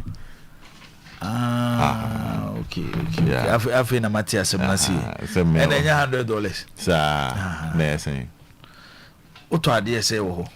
Me manto. Me kasa udru shop wono. Shop we are shopping. The beauty o. Kaiser for na na de man. Okay. And that's how the Matthias say. And the Kaiser chips. Yeah. and almost 50th anniversary. Yeah, I won't channel. I feel now what church has been me manto. $100. Yeah, you might be very few. Say I have so yeah. It seems in common be say anka and okay, come up. No, say one thing we realize that almost patronize on local game. Timenya mo say on say and run list of Africa strong leagues in the Barbonting. On say Ghana they chili pan say that it was 100. But South Africa they patronize their local game. They patronize it but Sada akoye into be Roma shops and say ha na be ra behu United ne other clubs no or the behu na ebia Sundowns for Kaiser Chiefs Orlando Pirates yes Amazulu yeah behu no omo nema also and also companies now on the also jibo doors nti omo financially sound to do certain things it's an jibo yeah bia the dia go bia boko de no anyome ekoso kama oh na me adom abrabo mu bibia na me adom FC Samates 96 ayi week akrabat body na ayi week yeah you go so say be adwumantini no the only option so body na emre no new option tano pemba so uhura na so me for medication bi officer and the margin amaso so balance quickly na na so na mo nu kan na body no emergency but by you so that why last week owura bi send a message the suggestion bi by okay na yes starting so say year 3 so say ade na o kan no and I think say say yemo okay na asemo de ba ye ne say enyo omu nyina na bitimi a type obu WhatsApp ono kwa fa so sending a message ni so be audio na audio ba nti akwanya na ba ekwan na bi jumadi aye di ene anopai ewo 100.7 aye live on your TV eno radio no se UTSC na bia wo so wa semika na opese wo de ba eno an se obekọ WhatsApp store number we 0241 915555 0241 915555 na ye audio na fabra wo ye audio na wo de aba nti asem bia pese wo ka bia no wo ye audio na de fa 0241 915555 ye bebo e wo dwumadi so e de amount na osu watimi etie ye wa wonsem a wo de tudwa e wo ye dwumadi so emse video de ne de munya aboteman na ye ne technicians ni hu dwuma na ye de no so ebeka ho so person mo ye video na ba bi owo no wa ye video no de aba na ya boni TV ne so na obia so ehu ne kama eno so ye kakra wo ho ye kwa mo no ne akodi nkomo kakra wa ma ne but obede ba fia oni zakito e na ba fo wa na captain siasia we before pass by 1 year is it Mr. Sean yes odi ade we ha mesa but ene aka me say yen discuss asem we nti montron to ma me na ebreni do ebe discuss asem no na asem nyina ne say obeti ese kotokope se do sika na make yo kotokope bekum Chelsea player no makoto no e be 200,000 250 Huber Joe kotokoto ne say around 200,000 around 200,000 na sa teams bekum Chelsea ni other teams aka so go promo player no more tueska no de akofom ba player bi ba bokotoko na bi edu stage bi na kotoko mpena omuntimi nton sa player ne ma eye local clubs no but the only way ni say player no is ya terminating the contract na player no ko free na nse mo de bi asi 18 du Kodokoto Tini Dube 160,000 Ghana cedis from Lagos cities. Then, any 2 years, I terminated Tini do contract. Oko free. Ade Chinya, Ojina Brukum Chelsea, no obo. No bisa say. It is a team here that be any terminate players contractor. Na omukuwi. Enti Kotoko. Enti minka say empo. Sa players here ebia stage we yempom ne ye tomo. Ebia 20,000 30,000 40,000 e dia masa etipsi a da bia se player be free kotoko adodo na no this year terminate my contract akotoko nya sika bia emfemfrim menim se question a asem na obusa na wote ase ya odi aba ebehwe mama no okay enti choro to mama na ye di ho enkomo ye rama no ne na ye ni nkomo e wa amano ne menim ba bia befa e wa amano ne bebre na sports lawyer e de aba nyame ya dumo china Emirates Arsenal and Manchester United Pep Guardiola so say Arsenal and they we are say Arsenal are the best team in the world now and no Pep Guardiola and afi jogging club so say up full control so remember the for person dey adwuma na mana players ebeko players on beba ni nyina no ono na so nya control na afi games ahodo so akeba Premier League no Chelsea o say Kupama untouchable Mzagito na my is like I'm going to Kupama. One of those is a media, you know, by most of them are from one of Bamunya Namope. He's a good player. Munya Namope. Messi is a good player. And Munya Namope. Every team behind here, good player. Okay. He's a good player. And Kupama, so you know, Chelsea for say, or you're untouchable players now. Untiminto ewo Chelsea no ebi ni Kupama. I don't. There's no team with Chelsea. There's no untouchable there. Your team Kupama so na team will support your Manchester United. Yes, so your teams are young team players. But Chelsea most your top players. What's your team say there? Your teams are all or more top players are there. And you be in Chelsea. There's an Zagito okay. Oh, because say the answer you media price. Na mama to play be for Chelsea player can see me mato. Oh me to say your teams be or especially for England there is only one team that the player to there and the no knowledge say because he under the dominant team there it is need to the team the player to there Manchester United. Apart from that there's no team like that. Oko Spain you have Real Madrid. So what I say, England team and the player to the Manchester United. Yes. Have you ever seen a team what me to United to play that apart from Madrid? There's no team club in the world I be that apart from Madrid.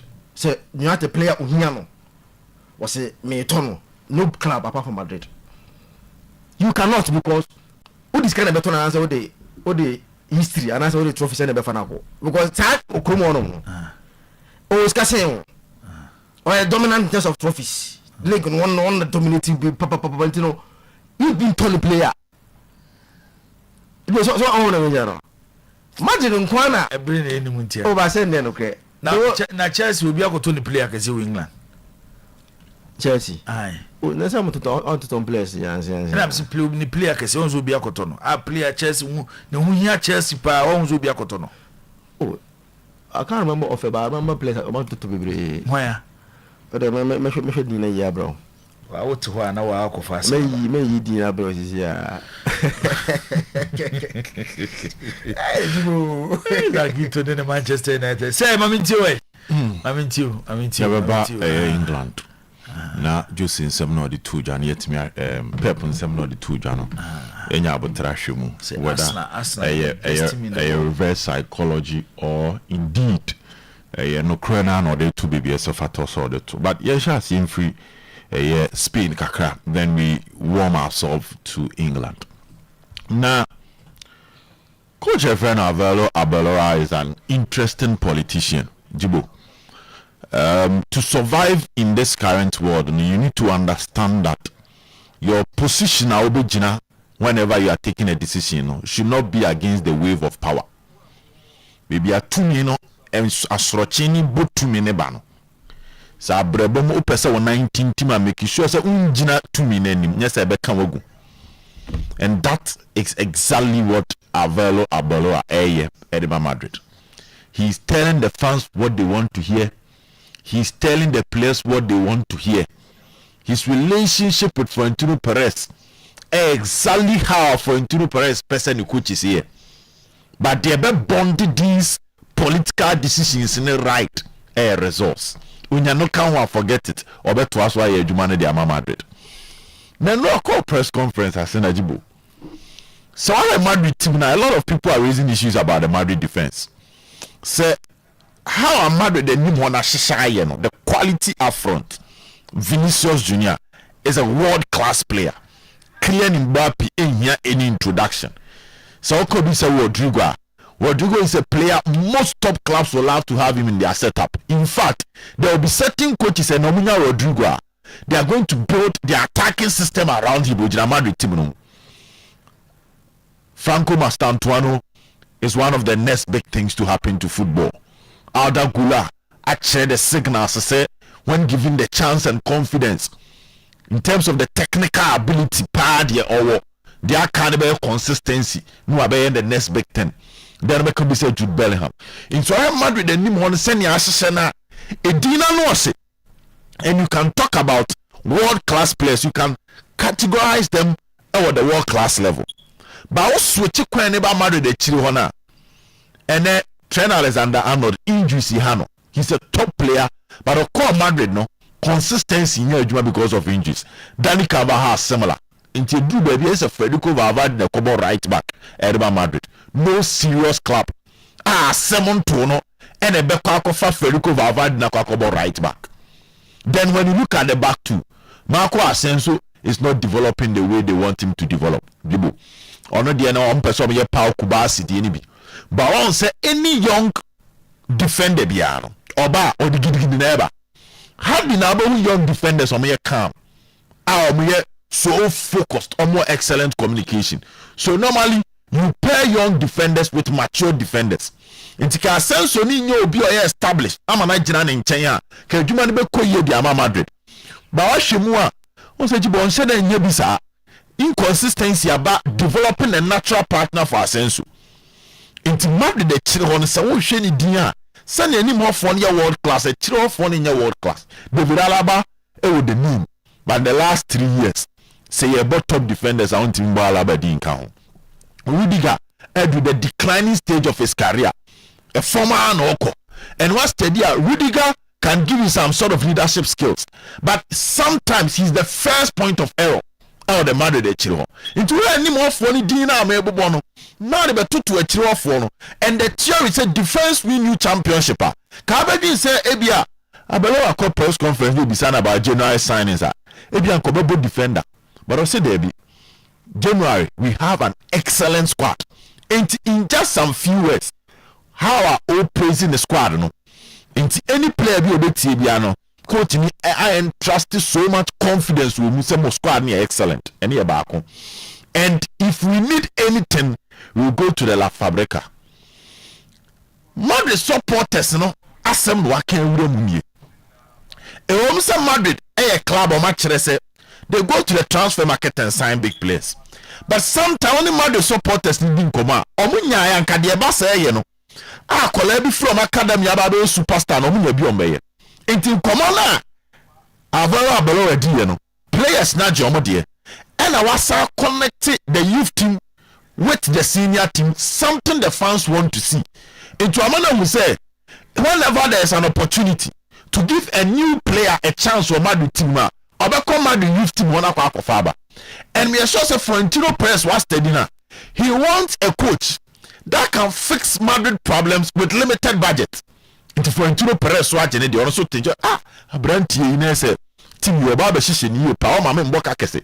Because Florentino Perez always need money for the next superstar out of the projecting the team. No, into a position you will be a niguso.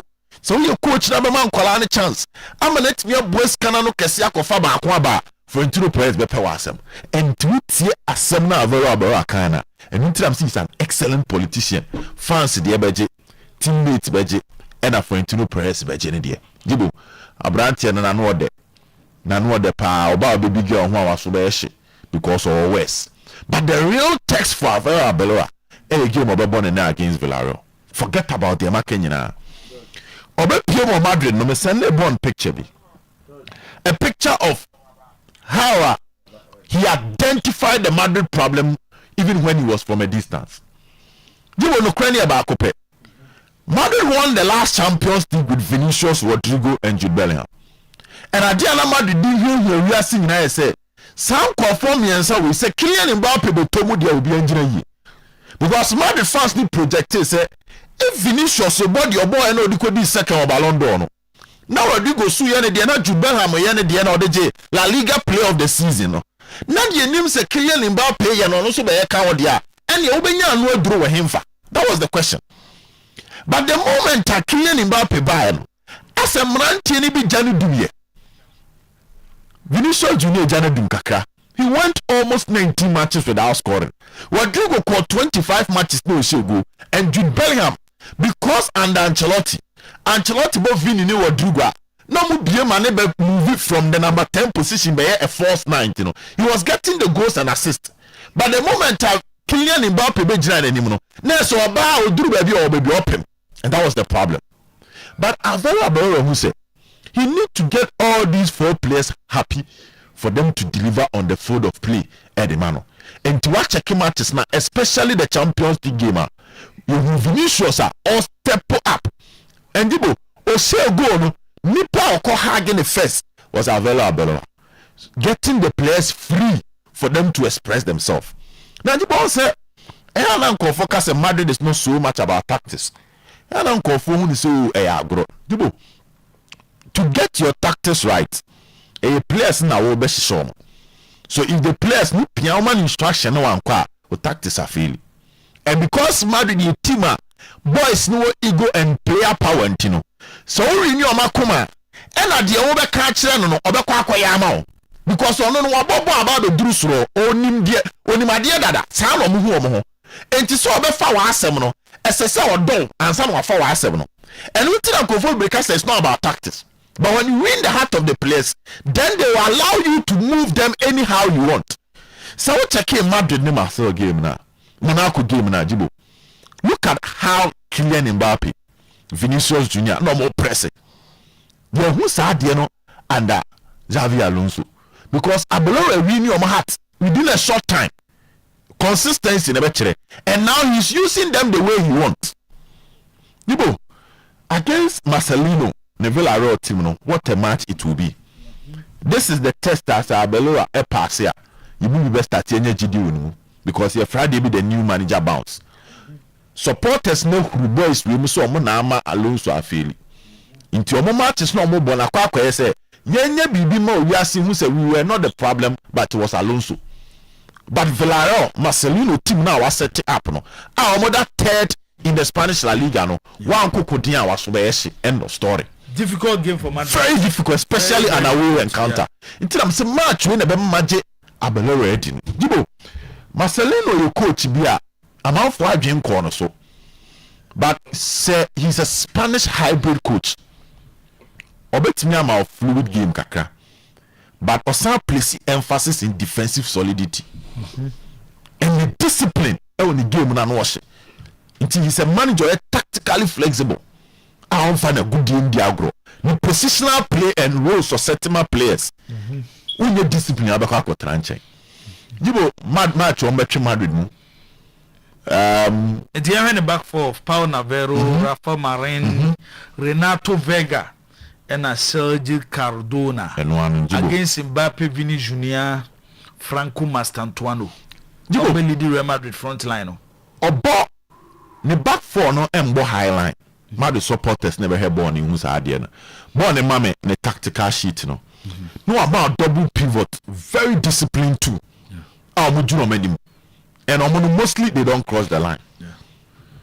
Papi, Senegal guy. Papi Gay. Yeah. And a Danny Parejo. Into us steady and answer say party in your bimbo. Yeah. Now on the front two, no, these are workaholics. On the front two na jibu. Obe cancel or mobile be and channel. They start the pressing. So on fine quite match and kasa. Na jibu yen hardy in a real game so that you see how they stand. Their bar first was on the board. Yeah. But this is how they operate. Okay. Depending on game of noble. In Tijibu, look at the number of defensive lines you need to cross. 1, 2, 3, 4. Yeah. Yes.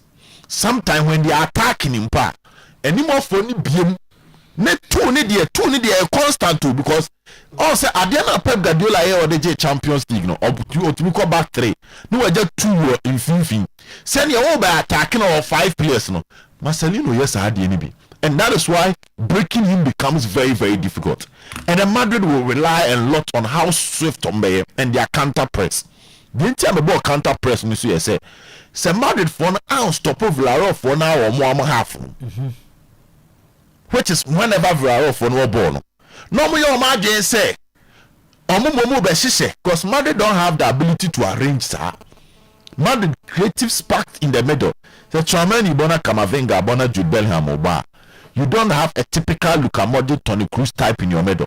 Because Jude Bellingham is not cut in that mood. Jude the any different on the ball, and your Modric mood the enemy. Jude will be a quiet say Lampard. Jude will be a fancy quiet say Gerard Bisano. No, or your midfielder, or the power or the efficiency with Michel Goubimau. San or not Yana Kwakwe. Don't say Jude the and say Lampard need drove by Bisano. Sign a partnership and say, or move in late to the box to help you score. Nibo, young cock draw or match you. Madrid are not going to have it easy in this particular game. Madrid Villarreal. Yeah, young cock draw. Goalless draw and I say scoring draw. Okay. The only way they can beat them is to force Villarreal to make errors or more half. Either 1-1 or 2-2. I meant me and side no masubesh. But Barcelona ne overdo there. On se mudaho. But the big question is Sibu enya bimbo. How real vrebu. Kwesi Sibu. Yeah, Jibo, and it's I drink kakra. Coach na no manomono. Omopamono. So they appointed a new coach. Since the new coach came, he has started all the games. Zach, so we shall the check their last 3 games, main cancel kakra. But I'll come to that. Real Oviedo. Yeah. Last 3 games. Yeah. That was na check. Jibo. Say Osha Barcelona weakness a defense. Only Madrid nyina. But Madrid the ne kakra. Say now we had the expected lineup. He started Eba last 4 games. And it is the expected lineup because of Pedri, Prano. Baldi, Gerard Martin, Nuenya, Pau Kubasi, Kundi, with Joao Garcia and Eda Post. Jibo, Joao Garcia has been one solid player for Barcelona. Oshomun Komunuma. And likely say they are Eric Garcia and Frankie de Jong, but Fermin Lopez, Lamine Yamal, Rafinha, Robert Lewandowski. This is the expected lineup of Barcelona. Getting somebody for the box-to-box job, and then you remember that Frankie de Jong also. Because we bought Frankie ni Eric Garcia, you don't expect Garcia to be joining attack. Garcia rather stay. For Frankie de Jong now have to do the Pedri job. Or that ability, and the answer is yes. Or our ability, because Frankie de Jong is versatile. Say, Jibo, all the 6 and 8, and what check on the Pedri, they rotate whenever they are playing. But Ukraine say on the Pedri ni rotate here. Baako started build up no na baako the finishing in the final third. Their support to Fermin Lopez. This team is not a solid side on Babe cause trouble for Barcelona. But I bet how Barca will deal with their set pieces, Jibo. So I check Barcelona, unya corner and anya free kick tiomwa. Their defenders struggle when it comes to defending the penalty box. Inti asa me yaji Hansi Flick Eddie, the inti Hansi Flick per se ya high line. Because what check on the Madrid game no. What check Champions League now. Jibo, what the ball new rubbers doing a penalty box man, no start on whole people. And that will be the weakness for them. In terms of that, the attacking lineup, I have the belief that they have the men to do the job. Let's go for a Barcelona win. Inti says Monday, but Jibo, Barca are saying BMO from 1 point. Eddie Akobe 2B, and I said the Akobe 4. Ayana, our man, Yawa. Yamba England Kakana, Yendin Komo. Arsenal is the best team in the world. Okay. And Pep Guardiola England not Duncan Stevens win for Madrid. There was one message so Odeba say last season Krana Madrid and some war or more top team Krana mo share Villarreal home and away. Also this your match home. Yeah. Was the last season mo share home and away to be repeating. Okay. Yeah. But actually say boys ni na be ko ba on say there are a lot of changes now about Villarreal team, how they play, when they play, and their flexibility also matters most. So what Amika says the biggest game I measure how available here, Jibo. Pep Guardiola Casa Arsenal is the best team, and I know they for team no. Arsenal team no, I know what thing. I know Inter Milan were a year Italian Siriano. Yeah. Against Pisa. Yeah. So check Christian Kivu in the last 8 years for Inter Milan. Only coach I win the most points after 22 matches. Yeah. Until link ni the Oyerepa pa. Even Simone Inzaghi last season have 50 points after 22 matches. Kivu the 52. Until Kivu Oyerepa. Ba on kwan Arsenal ni omofa so boy. Ade ba ko amanfo hu Arsenal team ne say Arteta ne tactical flexibility no. Was soro. He learned the hard way. Arteta by nanko was some tactical stubbornness. But all kon anim no hu ne say ball ne bon you will be an e kwan e fa so ne bo. Inti se hu akakra. No hu akakra na ade afra. Inti Arteta ball no enye predictable sa. Arteta game plan enya ade abetimi atranchen adro say ne Arteta the structure we na e ba bebo. Ade ba ko ha Ruben Amorim. Emma England no break was because teams could prepare for him because when you said 3 back now no bebo. So it was a bit easier dealing with him. But me sure say Ruben Amorim the next job obesisa. Start here switch it up kakra when he's playing against you. Match back go against Newcastle and Newcastle brand. Ruben Amorim used close to 5 systems in one game. You need the how Bonabaso. How or try so or counter 1 minute at the next minute to assess. He was playing like a chameleon. Sana Arteta ball it here. Arteta ball now ball Arsenal no. In terms of personnel, you cannot predict the personnel Arteta be used. Though there are certain figures on mere constant because every team here consistency. But Arteta game plan vary. Arteta no ball, Jibo. He has the ability to give you the ball for you to enjoy. And when to pounce on you, force an error and score. How Arteta who said there be as a semi fat on the police line kakra. Not the use of set pieces and the application of that act because of Kaya. A brand na Arteta bo Arsenal some time na Tony police mo Arsenal. Omuko Britannia we are dying na Arsenal will be bullied. Oh when they say to survive in the English Premier League you Venice be a tesa. Enti kwamens na mefa so abo. If you can't beat them, you join them. So he usuans are the account. Especially for a coach. Near fan send your orientation if the tiki taka mu. But when you say there be tiki taka na Pep Guardiola and Pubono. A drew baby or bread when he meets some teams. There's some kakra de account. So Arsenal use of set throw ins. Arsenal use of corners. Arsenal players no, they used to be fragile. But Arsenal John to from send number what to baby no. Arteta nankasem when he's on the bench. A lot has changed. The second thing for him, apart from his tactical flexibility and adaptation, he say, Arteta nankasem enough squad options. Every team enough squad options. Among for me, but in the last 5 games, Gabriel Jesus Bayern, we catapulted Arsenal for movement, no, because Edubemna Joe Carres caught 9 matches on go. But Gabriel Jesus buy quickly or must switch it up. If free bench nearby or start here, because on no free bench by you can talk about Joe Carres or Oba. Now look at someone like Martinelli. Look at how Arteta switch up between Martinelli and Trossard. Match by Trossard, match by Martinelli. Na Eugene Omoye. Checobi say Miguel Moreno can Arteta first use you know. So they are just on top of the Champions League. They are not just on top of the Champions League because they lack. They are not just on top of the Premier League because they lack. Years of preparation and mental toughness. Arsenal plays they say only Omoboya Homagene. Omumfa Bogan Yeswine. And they don't care what you say after the game.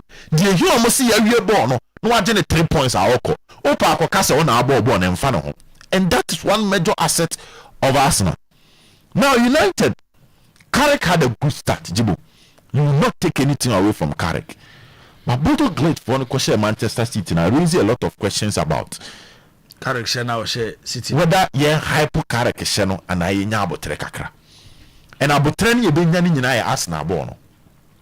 And the bemi who say indeed Carrick aba. As Arsenal for me almost Manchester. There were. But the revival now was starting. With the United or the Arsenal Sosua. GD be next level. Now against City, system Bernard Carrick boy. He allows City to have possession, but on no control space. To share ball now. City 4 were struggling to locate Haaland no matter the number of touches and passes ana City bo. City 4 na pass pa na Haaland na mbo no mu keke.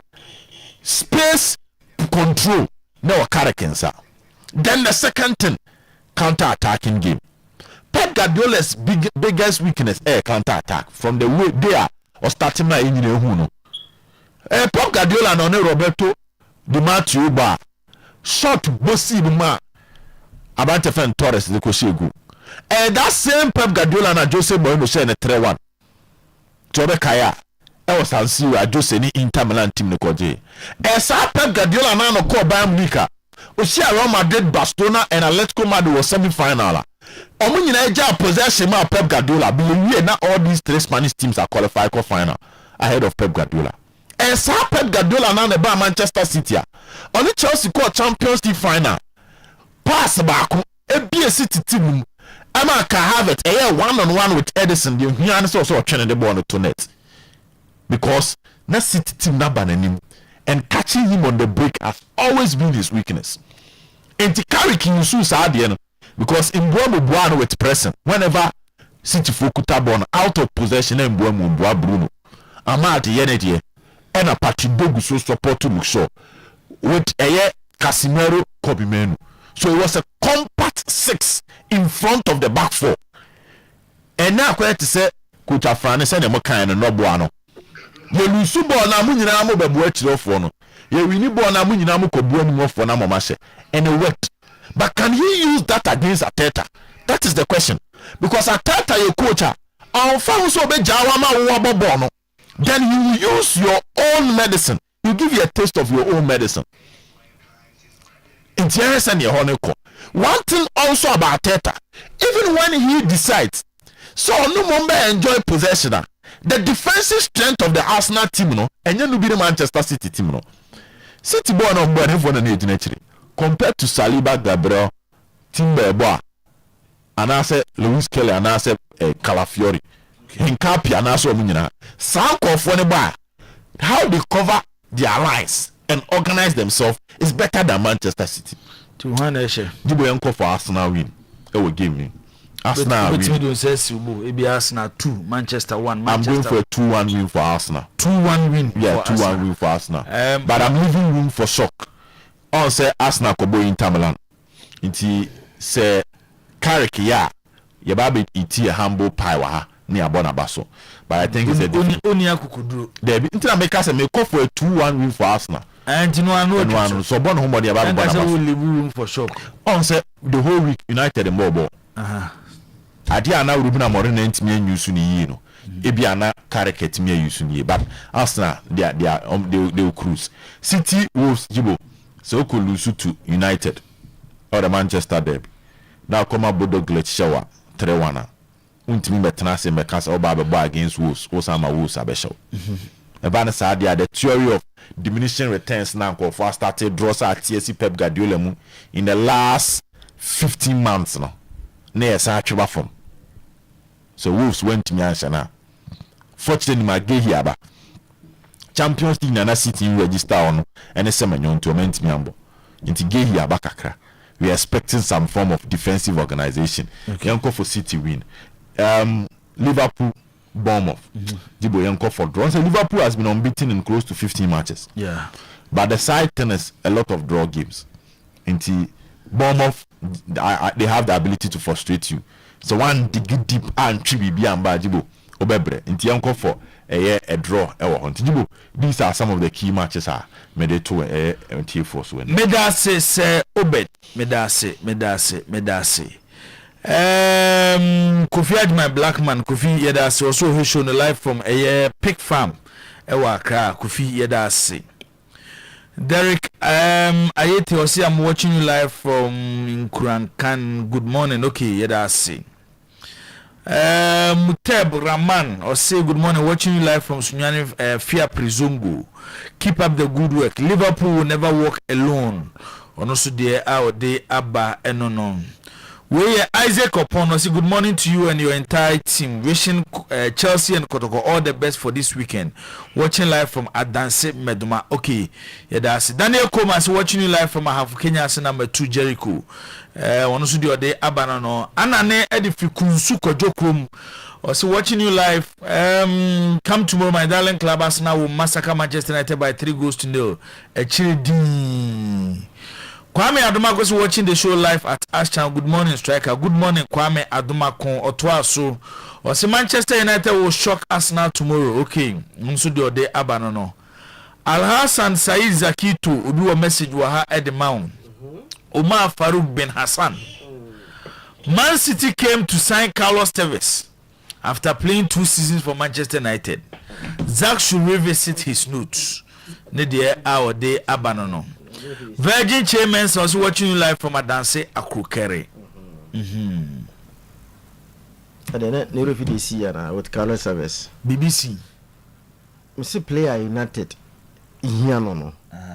To be in our this Cabaton in United that. Tevez forgetting his issues with friends and Ferguson.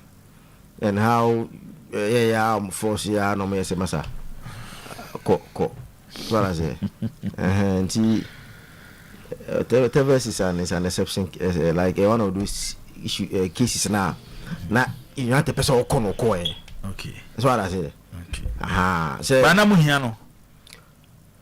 Oh, Tevez was a good player. Namuhiano. Messi not a good player. Not a top player. Not a key player. Yeah, but there was issues about Subai, and he fall out. Told him Ferguson, if he fall out with the player, how he allows them to leave. Then will be out there by a bit. Robert Tabi edifetment in Tabum and a day about. See, we Arsenal fans have enjoyed say Uber today, but we must win a trophy this season.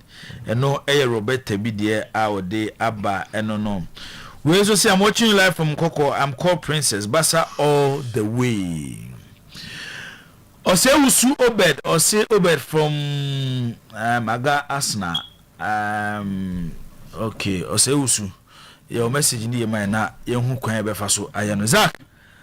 Maminti Usu na or therefore no aba on cantum da. Hey, ujamni na bibia boko de. Oh, ura. Oyerepa. E di romo mo license so mention no mo ye trepe. Aza. Ana onim. Avekomi. Aha. Ura. Na mama nyako. Ana mama nyako. Ivia mama nyako. Mo kwa na femu ura. Omo na mama mo license. License be agina o chem na mo nkoji. Omo na mama mo license so mutimi femu ura. Chem na mo nkoji bi. E do bia na timi frɛ. But na say a good friend birthday o. Why? You kwabna senso. Oh. Asenso na no se no ayi Clinton no se no why yeah bia Eugene no ho a won tina se and then be 2 days kwabna esi ehia okay kwabna mantonka oh eza asenso su ye minua ozo no su blemu so no so twen wa ma o ko twen mo yi za no me de o kan so twen wa ma nyai o so twen wa ma nti na de esa asenso bibi no so se abre o hwe nti asenso Abraham, happy birthday. Nadia, it's super. Namin show, non koso anyo kesi. Yeah, Santo Kotoko. From baby or shasi, any baby I would dream. Yeah. But Mr. Nyame won your bebre won anima. Yeah. But the mama my brother. Oh, especially akwantu mu se otu se. You nipa ne wo nimpan. Na kwabna do nipa. O tu kwan se na asanso timi ma nyoma yedi kakra. Kwabna you good. Nipa. Na kwesi o se Zakito can easily be the finance minister of Ghana with his raps. Ndo ka say na. Martin Oseapi was watching you live from Liverpool. Greetings to my son. Ohinana Kofia Moaten Apia at Krofrum. Kobi. I mean to wait. Bon enje was a danger man. Okay in course number. Yeah. So also in course number Sidiana headlands in dangerous. Very very dangerous. Okay. And I would have some sense and say Bulgaria so hey. The blind historian yes. Or say hi sir, tell Sir Obeda I like him. From the blind historian, we will beat Manchester United tomorrow. More fire. Okay. More fire. Bulgaria. Bulgaria. We your best set a controversy atum sisi Bulgaria no Dibo Zach mami ntioi Enra Milan mpabo no amfa because at 2-0 na Milan mpa mo bonyan say Inter Milan were going to lose, but when Inter for no edi pizza for no fast am say we panyi ya kwara na mu ade a enye San Siro unti me say little goose e wo sa ehun ya sama na 6-2 omu twa me chi pa na say na team kase etia team ketwa anti pizza for no eko ye azo ni bagaza karambani ewo San Siro olo ba we no na Milan pa bona amfa nti the Italian Serie A de sene na Oyerepa no I think say you have said it okay teams na omuprin na Inter have the best squad and the so far the favorites to win the Italian Serie A and anyam nwa with the performance now more than a D against Pisa it was Serie A no Jimo Roma yabo against Milan unse traditionally there Milan team ba ko pa we Italia or yes be my Milan Roma traditionally team yes be Milan in Italy Roma because they've beaten Roma more than any other team in the Italians in Italy. Say teams now mabo Serie A pen bi dey na no. Yes, open team amu for money fia Roma. But this current Milan team also say they are not convincing against this top size in the last 1 year away. I'll repeat it once again here.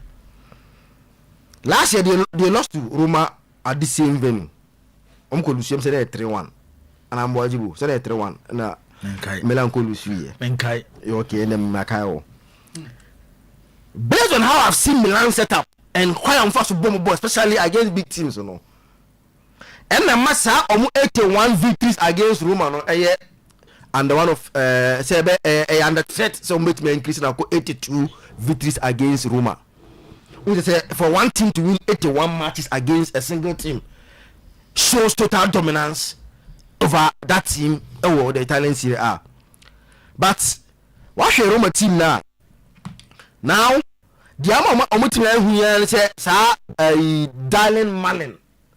Now my confident free and Aston Villa abeko mani mo no also on different dimension as to what Ferguson at the moment we no we all pace na Milan echi on na do mo pe kra na play do metumrika omo chiri kra say you take the pace botu mo dimrika and na Milan edbema Roma na me adba ochina e wo Italian Serie A ni mu Dybala is back, so he's back to full fitness. And now our ball continuously games I'm a Roma scoring. Eti over all these factors we putting in out together. Yeah, this year Roma have lost at home to Napoli. They've lost at home to Inter Milan. But then Napoli ni Inter koye no ewo Olympico na mkoshe no. Erona Milan a omuntimi omoko away against top size a few way and I say in the last 1 year ni ewo Serie A ni. The best for Milan and some continent one defender Coppa draw. Ewo Stadio Olimpico. But if football will be honest, one of those days that if football will be honest and truthful, Roma to win by 2-1. The scoreline that you beat me if you want them. Dibo, Juventus able at home to Napoli. Only say recently, Napoli and say out to Juventus because their last 9 matches. Juve have won only 1 in the last 9.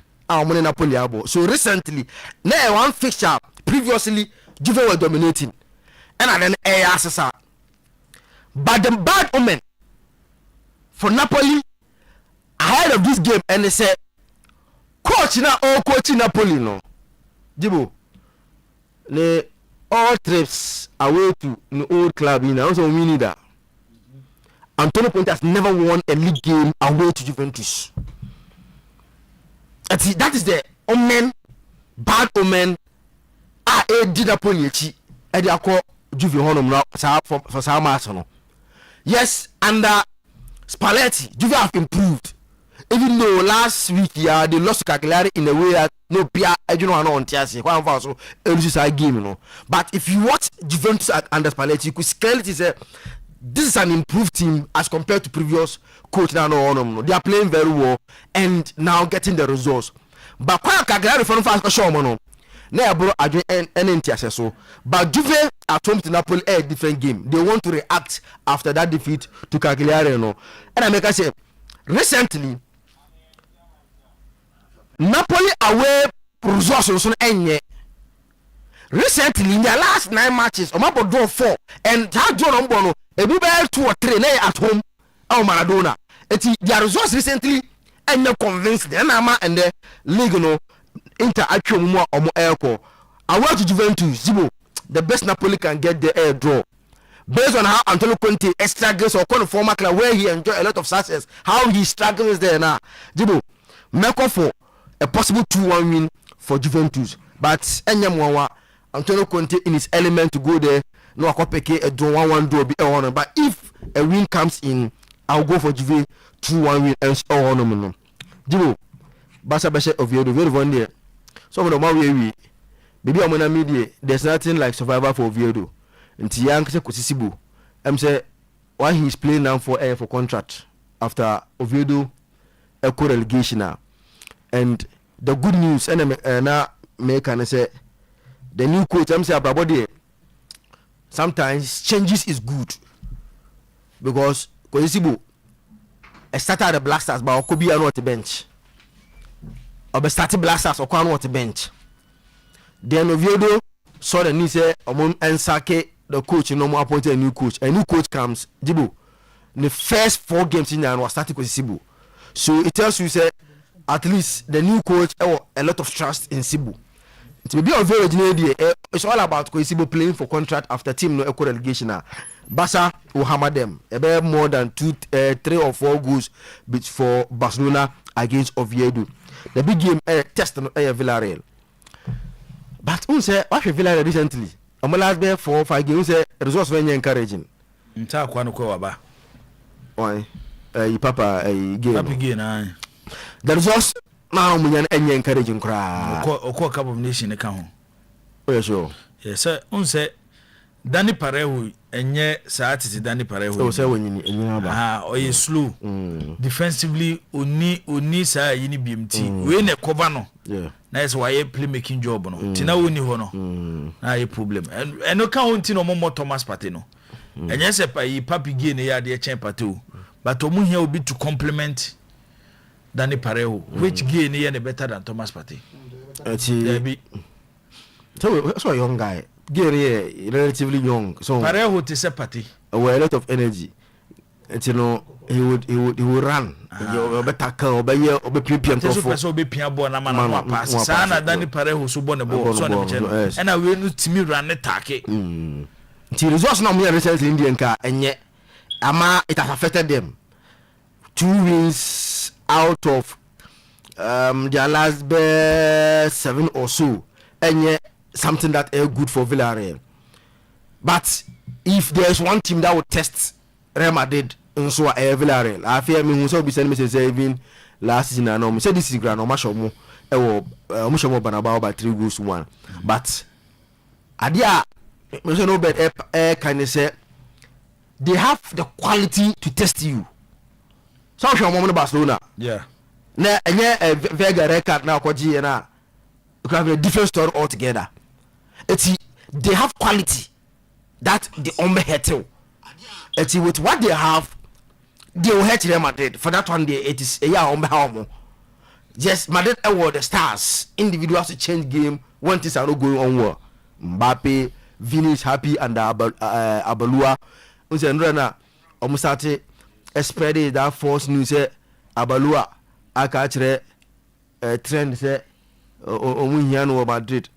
Nti me hu so na me say me kotu me so tu famous na ye Jesus for and say primary for no nkura the stories ni bi because Abalua ya point to coach.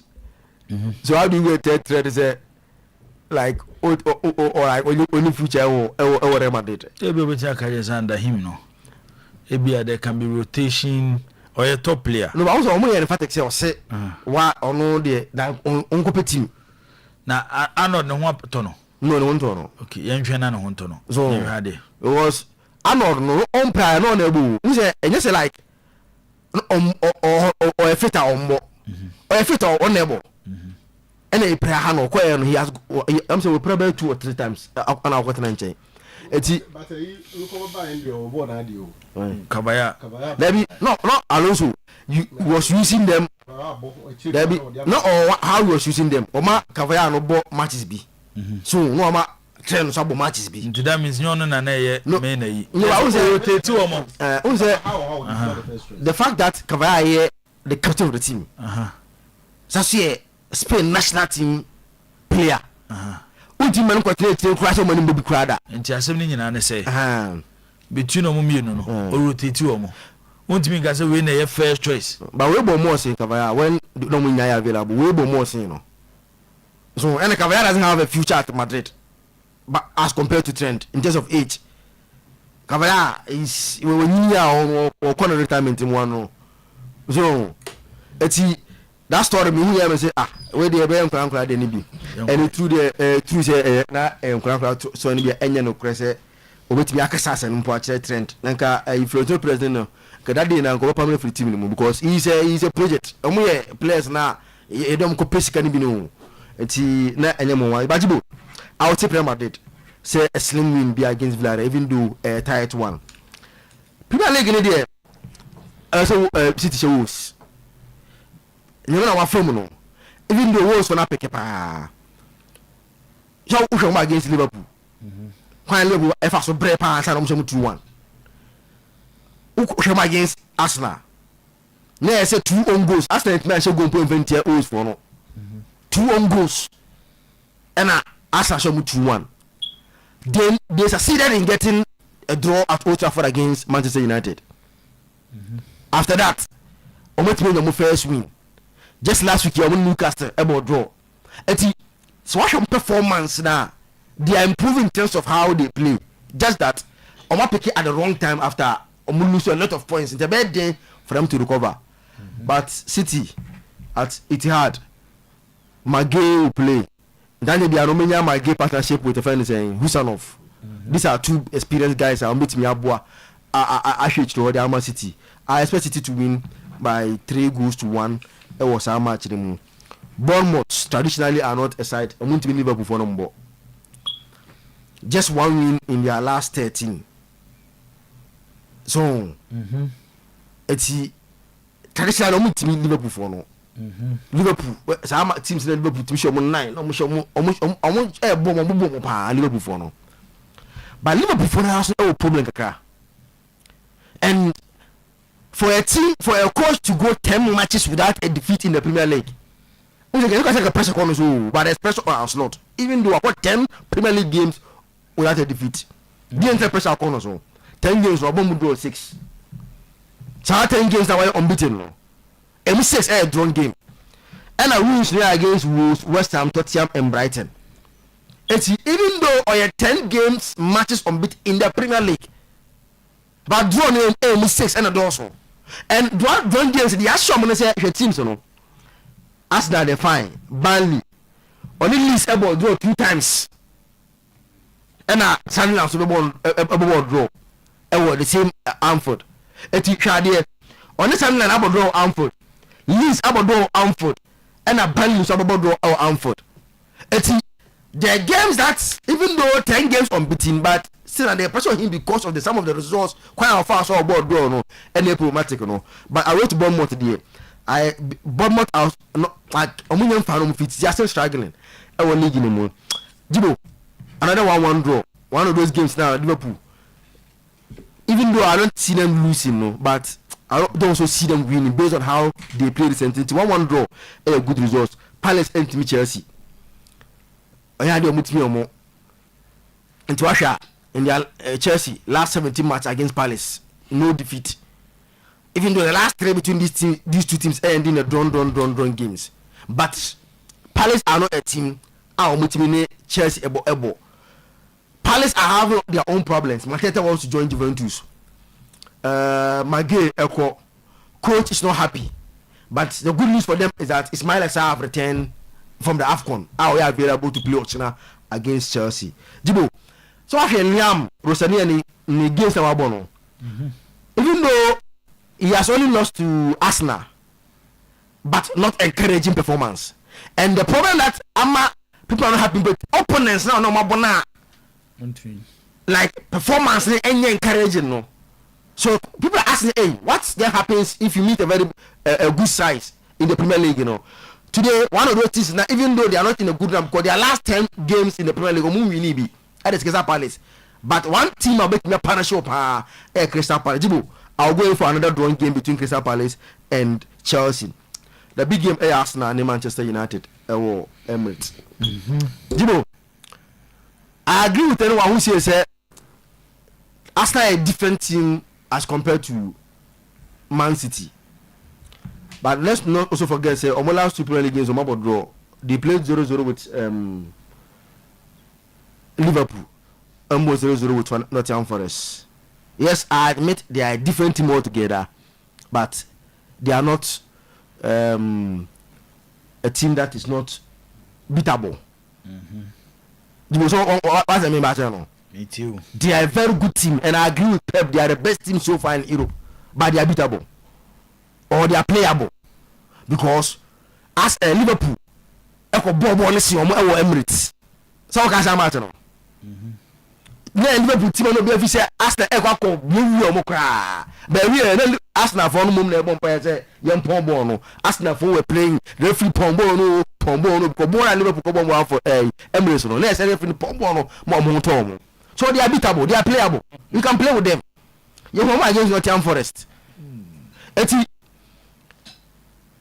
the man difficult analyzing this game here say carry about just one game you still don't know how tactically you approach this game. But I mean this change from the line back of the ball. You know, City no. But when you still want pace, so Chesco will not give you that pace. Here an attackers to run when they have the ball to run. It's any more once still our best at Amad Diallo, Mbeumo, and Patrick Dogu as the front train. Dogu help defensively and help when they are attacking. You know, I see goals to be scored in this game. Arsenal to score, Man United to score. That was our game anymore. Okay.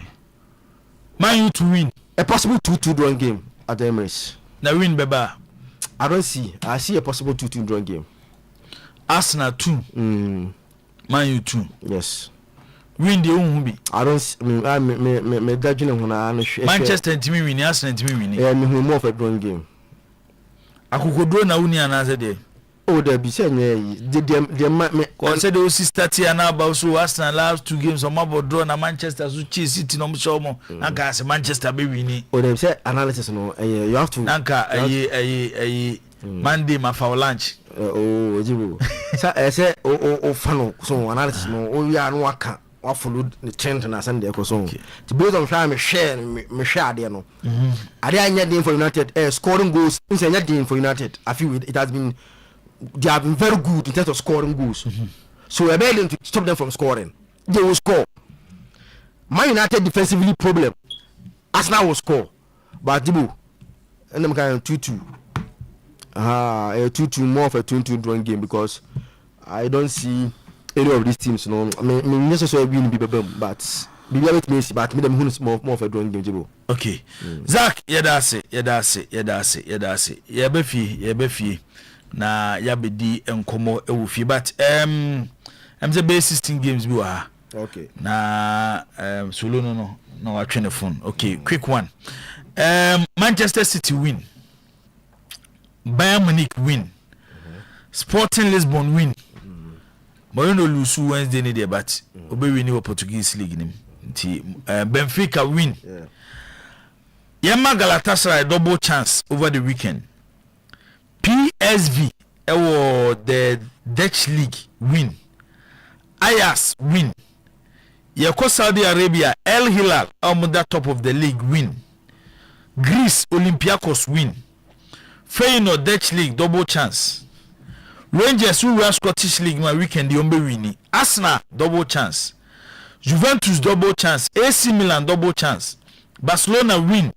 Atletico Madrid win. And Akumu double chance. City win. Bayern Munich win. Sporting Lisbon win. Benfica win. Galatasaray win. PSV Eindhoven win. Ajax win. El Hilal win. Olympiacos win. Feyenoord double chance. Rangers win. Arsenal double chance. Juventus double chance. AC Milan double chance. Barcelona win. Atletico Madrid win. And Akumu double chance. We any selected games for a year weekend. I'm saying my kwenya sa man for omo intimi and send a message no betimi audio esu do mo nsem omo e de aba yentie omo a omo di kan de omo de e ba ye no kasa free be pass fm haruna adawrumo me pese me hu se kotoko striker na abetamwa tibana wasa aba no me pese me akatua na kotoko ne bitua ni na se team na ofri ba elali won omo bitua half ama kotoko so bitua half adawma na mamo. Good morning striker your friend Reverend Samuel Jemfi me kasa free Kumasi hemai me pachu Ghana football no dey e patrol be ye na supporters e be ko stadium a incident bi sisi obo mo ni de ba bi ani adaya ko e de tokotoko adaka hasifu match club sisi go kama referee wonye e striker e ti e ko na we ko ipeji ye ntoko de be stadium ti we sere mo ni ye maye na enye sa Ghana football de e begu na nko soro so da fi say the Korean de enye adwuma Ghana football. Good morning, striker. A ball ni Oyerepa a group ni na baso. Striker we kwa mi si aloto sticker enya also press ya so down anymore. Striker damase pa ni e concern show ya magia to mama yen. Somba me enso issue odu ni bi. Ye enso etinya kire ya adwu. Mo ni Nyankopon nya adwuma. Good morning. Bechia mu nyina ye frame na naboachi. Because free a Oti school inside wa we dey na obajibo na asma wo kase kotoko etimi koto player but we know woman team turn e ba na say where you opeko free the game nyina na say yeah we know Ghana teams ne bia no a wo boba koto player ho say oba betono into the also koto mpanyim for ye ne say so mu say player no e good na say if say we indiscipline the bebo na say the Among church teams nibi nana sebia omo person mo de player A player B ema lemo mo loan ti se omo accept sebia omo pen loan na player na betimi akobo ya obetimi akwa jele we no ni nyina so nse kotoko ye ni agent papa bia o se kotoko se be football na o si enya a football agent yeah we know we good ti se player no cool no wo Ghana clubs nke ni bi excuse me to say nke ni bi we agent no send form e basro obetimi apedi bi e wo even African hey akra. Hello, good morning. Pacho NFT champion ni mikase free Accra. Michia mo na no pay ene sports amode mayen. Mipese aya moka kotoko nsempa na mo chirichiri mu mayen press no mode obi ato ho na mo chirese ni obi a na bo city omo so tia omo ayro mo ho ti medam ase bichia Mr. Otu mu nyina nkoso nya adwuma bitie mo anopa 6:30 ewia ene anyimre 4:30 ni nyina mitie mo ti mo nyina mo ho nya adwuma medam ase. Good morning, Oyerepa. Should be on way. It's a show pa no pay come to my show. Na adiam bisa mi kan say de say sometime wa edumane. Anything be a tough match bubia no me Arsenal fan. Sometime bepe ya na match ni modi mai. Eti ada wa me bia a tough match you ni intine wa me ni aje. Eti makuvi zakitu enya race match no ngolu suchina. Sometime I'm man there. Upon check anytime you out of match bia. Sometime I'm ejuma. Daddy na de be chimi abo match na match na fun win. Ba oba say tough match asem na make enya match bia tough match. Say sometime about ejuma bia na daddy ade be chimi abo match na ya na edi. Tini ya mama one me ejuma die. Ma entukuvi zakito ni mse match we no. Fala Itobojugo esi usu ma nyawe se match ni di Arsenal United win 3-1 straight lamasi iguzu ayi team we rew Oniadofo uti Oyerepa 100.7 FM. Okay, enti audio kakra ba no ba bia oso wo bia no betimi de odi ababra program na cost 0241 915555 and I say o messages nya no obetimi e de afa ho. Danger. Bibi aboko de. Boss nyame da roma. Akwa bi ma fans wa na nse Solomon anya quick. Ana onzaka. Me yes ye be fia no so de ne audio ba ye. Na start here na danger. Unu aso ba na. Do de ba so tikuru. O si say de wa betina. So tikuru. Enti isa. So tikumase. O say one of the habitual latecomers. Our department home. David. Saturdays, mum. Saturdays. But other days there. Saturdays na making. So we habitual latecomer.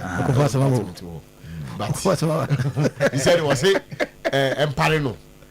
You are here, you're probably jay. I know. I said that. Okay. Now, Aquano small kind. Sorry, my man, Abranti or Boabas, my man, and Huey, Zulu, Yanko.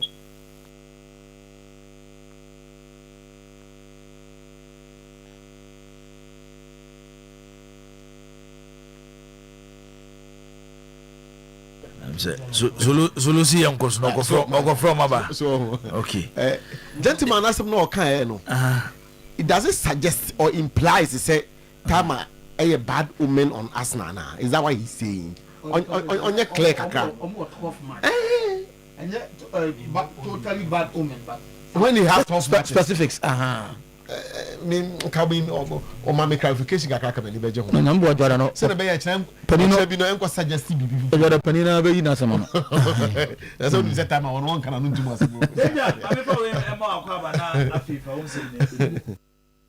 Good morning, striker. Me just say we the danger. Yanko. Yasemu. Etino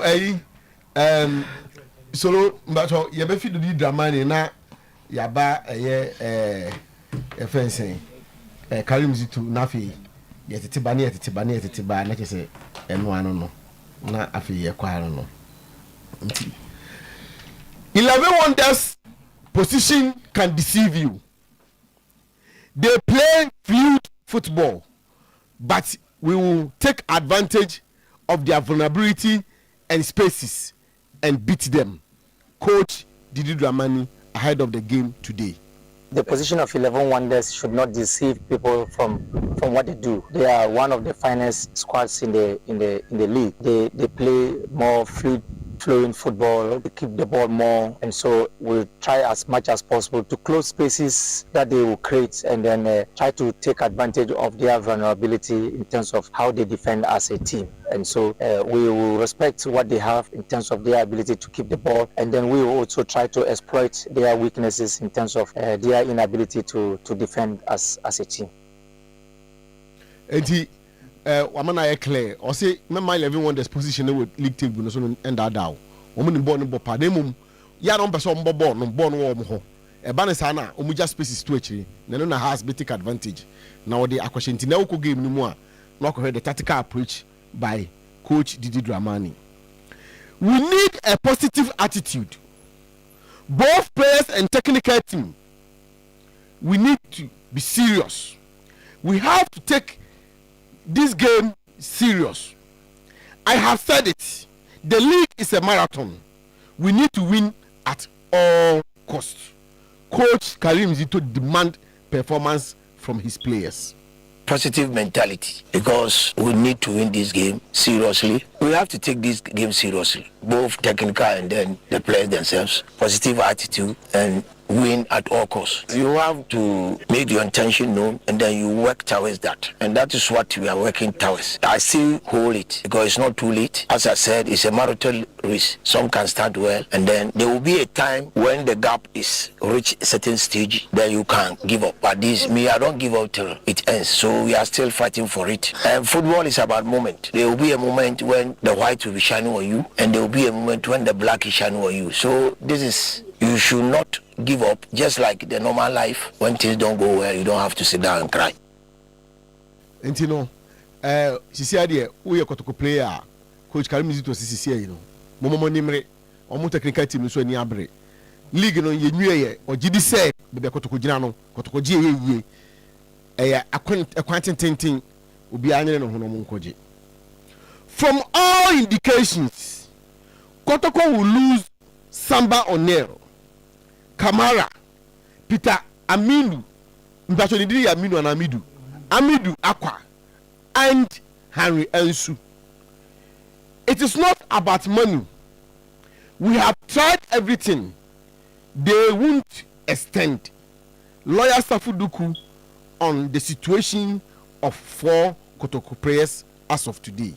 Season India, some will do also na Kotoko management. Omo nje ba ko no se player e be ka be 1 year. Na ya shase se player here on there. Ni sama komo no me ba Kotoko no kra second time. Ni se so ma shase da opani. No kro omo se sikasa. E be se me intimi no contract. Ya Kotoko de. E be nya anko wa treatrem. But you know, he has not even named a price now. Say we are contract. Remember, boy, I want to even say we are make out there. Say the penalty as here now. Was we are in case. You can go. You go. No one is get away. The penalty to me. I'm willing to stay. Then the next step here. It doesn't look most likely. Say, I'm going to contract. Yeah. Yeah. Ne. Comedy no. Or a professional player. When you do come out or open. Bia. Na yasu we cherish the oil. Yempese contract we new antino. Never come be any debit or dinner. Quano Emenda was say, woman say, no Gazabia is intimate. Immediate, the question now. Did he say, if you want to enter from the woman, from the woman blank? And in fact, Plan B no say, any opportunity but say, travel with the care banner to be there and game and go. Now, I do our so also the best the end of the season. Also, so, be Camara. Harry, Hands to contract. Yes, Hands to also the person. And here, these are professional players. They are 3 players. Samba, Peter, and Ansu. Yeah. Kamara. By the end of the season, players do not bear no more contract. Aside for we are so far the 4 in a so he said the paper. A business period. We are Kotoko supporter. Jitumu say ye ball league ni wia sa players nan a wate omu de uhwe obo Kotoko a uhum bi na de hardwen ne say ahwe ya no mu nyina ekọ abra Kotoko omu nya taku ana asempoa ewo mu un say ekire de na say da bia na oka say somebody ne de obi anyi nani afi de la Safuduku abe wa ekuru nani na menu ya captain say komo mu sikatu lawyer say nyi sikasem no players no mu enyo madwe so mo no be sikasem kwa na waka say me mo si anasem ma wo say kwa na o ma madwe say wo mu beko. We as management, we will give recognition to the global supporters group, but no one can kill the circles. Nobody can stop them from doing their work or organizing themselves. Management can't dissolve the circles. They can do their own work. No fight. Lawyer Safuduku now clear the air and lay bare the fact, the effort, and towards the effort from Global Circles chairman, Chairman Solo, in his attempt to kill the circles. And the woman say, Global no, ebe mo say, ebra na ebe trouble no.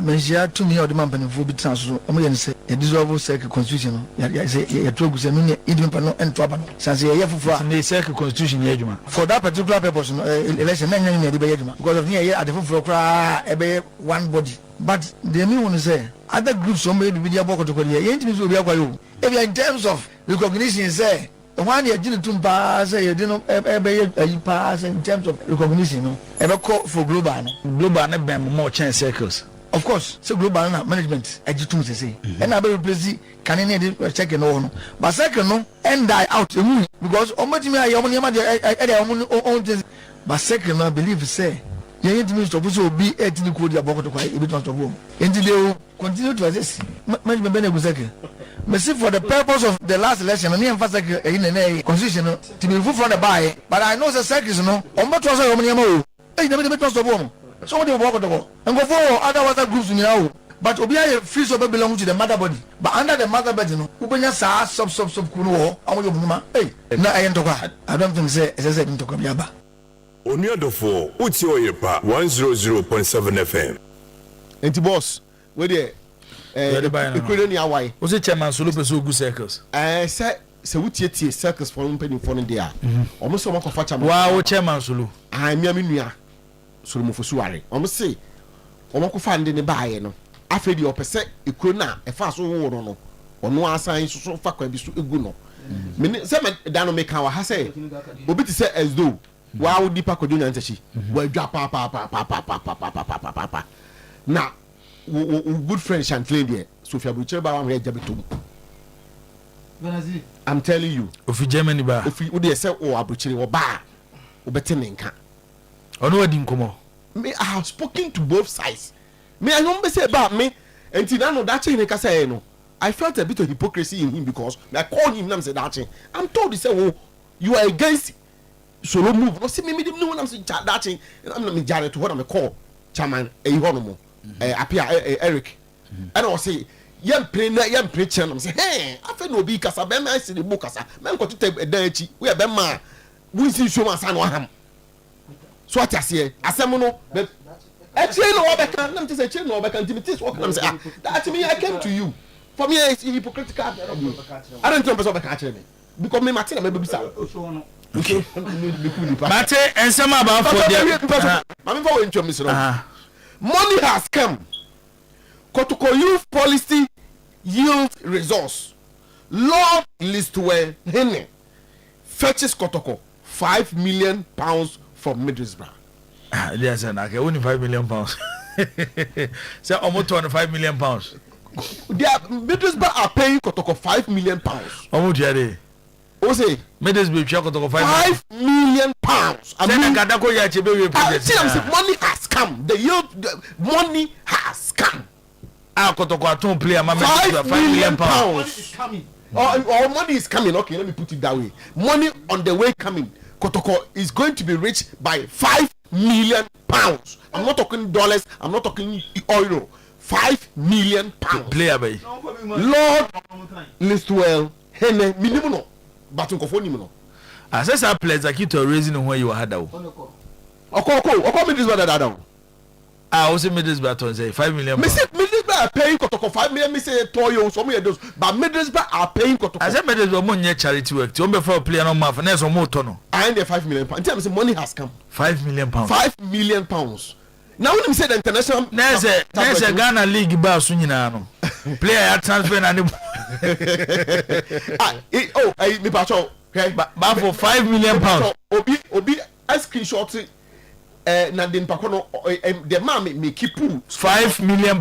The man me keep screenshot no me the man me the man born again all the so the man me keep here and me born me patrol me the man me keep here say one fa particular paper chrono anka ho but o de bre me no the pakon de bre me no na a story even some other international clubs even buy answer na eba no so I say bon pato photo so na boss hwe na say bia say boa but pato into say Brighton winger Weston is available on loan and not another Brighton winger Jeremy Sermento Tommy Watson is available on loan. Another Brighton winger Jeremy Samento is closing on his move to Middlesbrough in a deal worth £5 million plus add-ons. But for Samento Asemna Okayana Boro Boro are signing Ghanaian forward Hene Lord Listowell 18 from Ghanaian side Asante Kotoko. 85 million na wo kan de Jeremy Samento asem na aka no Jeremy Samento Jeremy Samento asem na wo kan in a deal worth £5 million up pass or say ti or say and assigning Daniel forward me say or say another Brighton winger Jeremy Samento is closing on his move to Middlesbrough in a deal worth £5 million plus add-ons. Assigning Daniel forward. So etinye enyo no and dem ko busa sign na omuso do ma omode ma Kotoko say signing from Kotoko dey just Kotoko benya bibi and eno na ese ko busa and 5 million no masesa ma no but hey your friend say Kotoko or MC chairman na Kotoko friend to money yo we dey for food dey say oni do kuma say me player no player the profiler Ukraina say for a club in England some better player from the Ghanaian league I will the profile £5 million there and they woman Edding Henry Lord yeah be that no list to work 5 million American I need so who that 5 million ba Samba Nyanko be the man kasa Samba Nyanko but the nyapa na £5 million e ban me ya now we play Samba na so keep na Samba demand something around $6,000 a week or $5,000 a month enye Henry Lord list to work I will free Kotoko based on what is being reported our newspaper the betu see and on na £5 million Jeremy Samento na £5 million inti ba for yeah that's it for okay innocent and you say a player who came on loan from same club and they will pay Kotoko for what Ofimidos ba na ba Kotoko on loan na story no so say the club is signing him I said no they are correct that part of the story they are correct Nana kwabna je my friend PGH or see we the man kan yi we the Nana no ya again we the man kan yi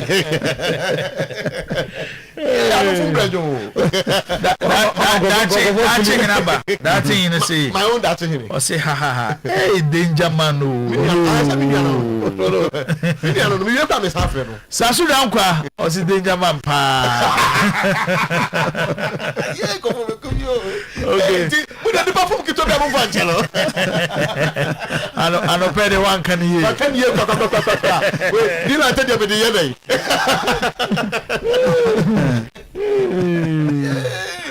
we so seller so says be or say danger man will always spew danger but me say for stories go no but remember also on Mr. Sean or say Asante Kotoko ade bi ha no Kotoko supporter kese or say aseme ha no say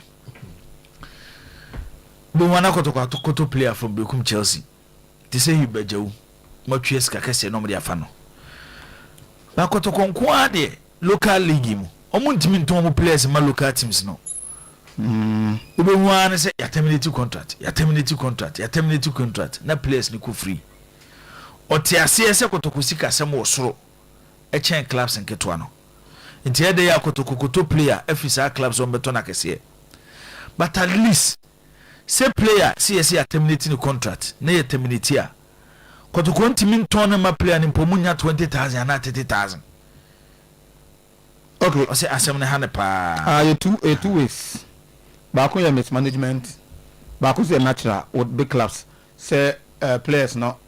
Teams in team into more players not able we as a storm playing this no most of them more as a old players are now I say almost a storm contract so it's okay because team no any interested in the players are in the contract and who you are getting that point no mama could be some mismanagement like recently they need the contract as well who said me can say obo ho contract near terminating but at mama 2 4 no say back mismanagement they said they go finance them go for people in ba na eje omokwan omunye right policies for the transfers no me akofa players ya ba obo ano afeso ya omunya de eje omokwan na players na esa kono team na boka no any mismanagement aspect of it the other one no you say team no because I am big no it ya na onya player opena dey say teams nke to betuma beto it omo players na exhaust omo contract it's a kobase kotoko no ihia omu bie ma they have to let them go all that now you know and then the side in and there are two force mismanagement on the part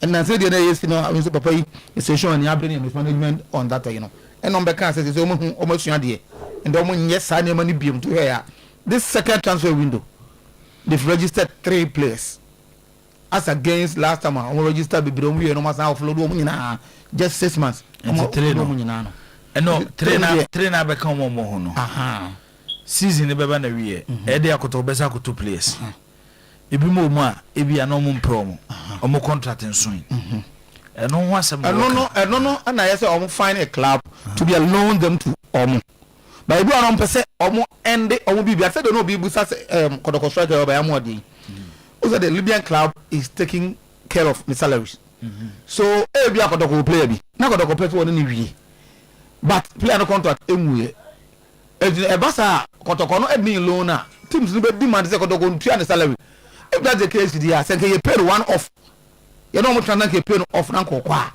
and you normal with the big clubs but kotoko no dey no omo nya ne sa no mako terminate listen dey never know na players na player status committee na ya bokotoko ka so kotoko have to pay all those outstanding in a bank omo transfer ya and can say ya juma na nka ono ko so all this I don't form a part of mismanagement aspect na make home asem no. You know I think that Mr. Sean maybe our colleagues obey the account but I think that I've been able to answer to a certain level Mr. Sean bet me aye. Now ba for the any of buy. Now my baby now me baby mu free house of folk I don't know about the inter say me baby from as my coach baby do man kind. Also I think that the position of 11 wonders the wonders should not deceive people. They have or person or kind 11 wonders has no more ebo and never same. But Mr. Poku omo position no as against omo play I think it's a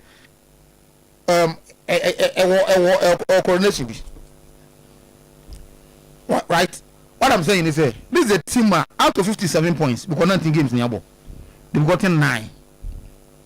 They've lost 14 of league matches out of 19 games. They've lost 14 games.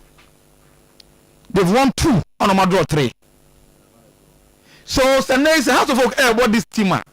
The person catch that coach Didi Domani say it's supposed to be a must-win game, especially when game no start wakra. The same venue has to be home. Yes, we did too say rivalry or game teams are more about the same practice. But a government mentality about this game, no. House of folks should have a bigger mentality. Because game is more their position is not going to change. 9 points out of 57.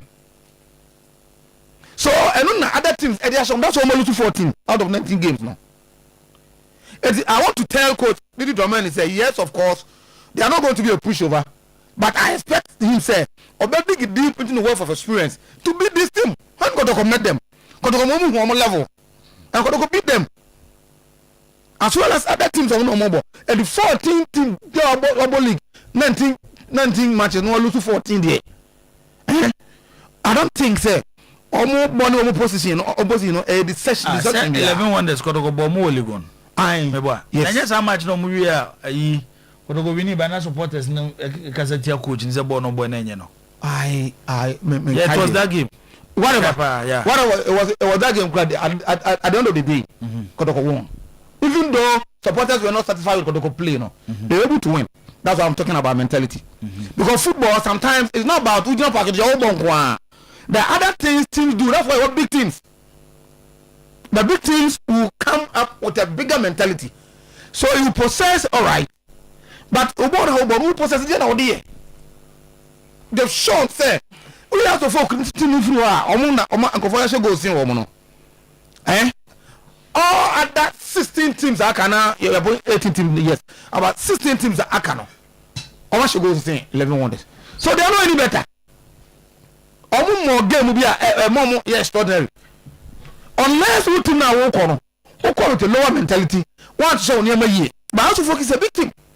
And maybe at least House of Folk, even though Oman and some player be a second round. But they are not bad. Just as the second round, they've won one, they draw one.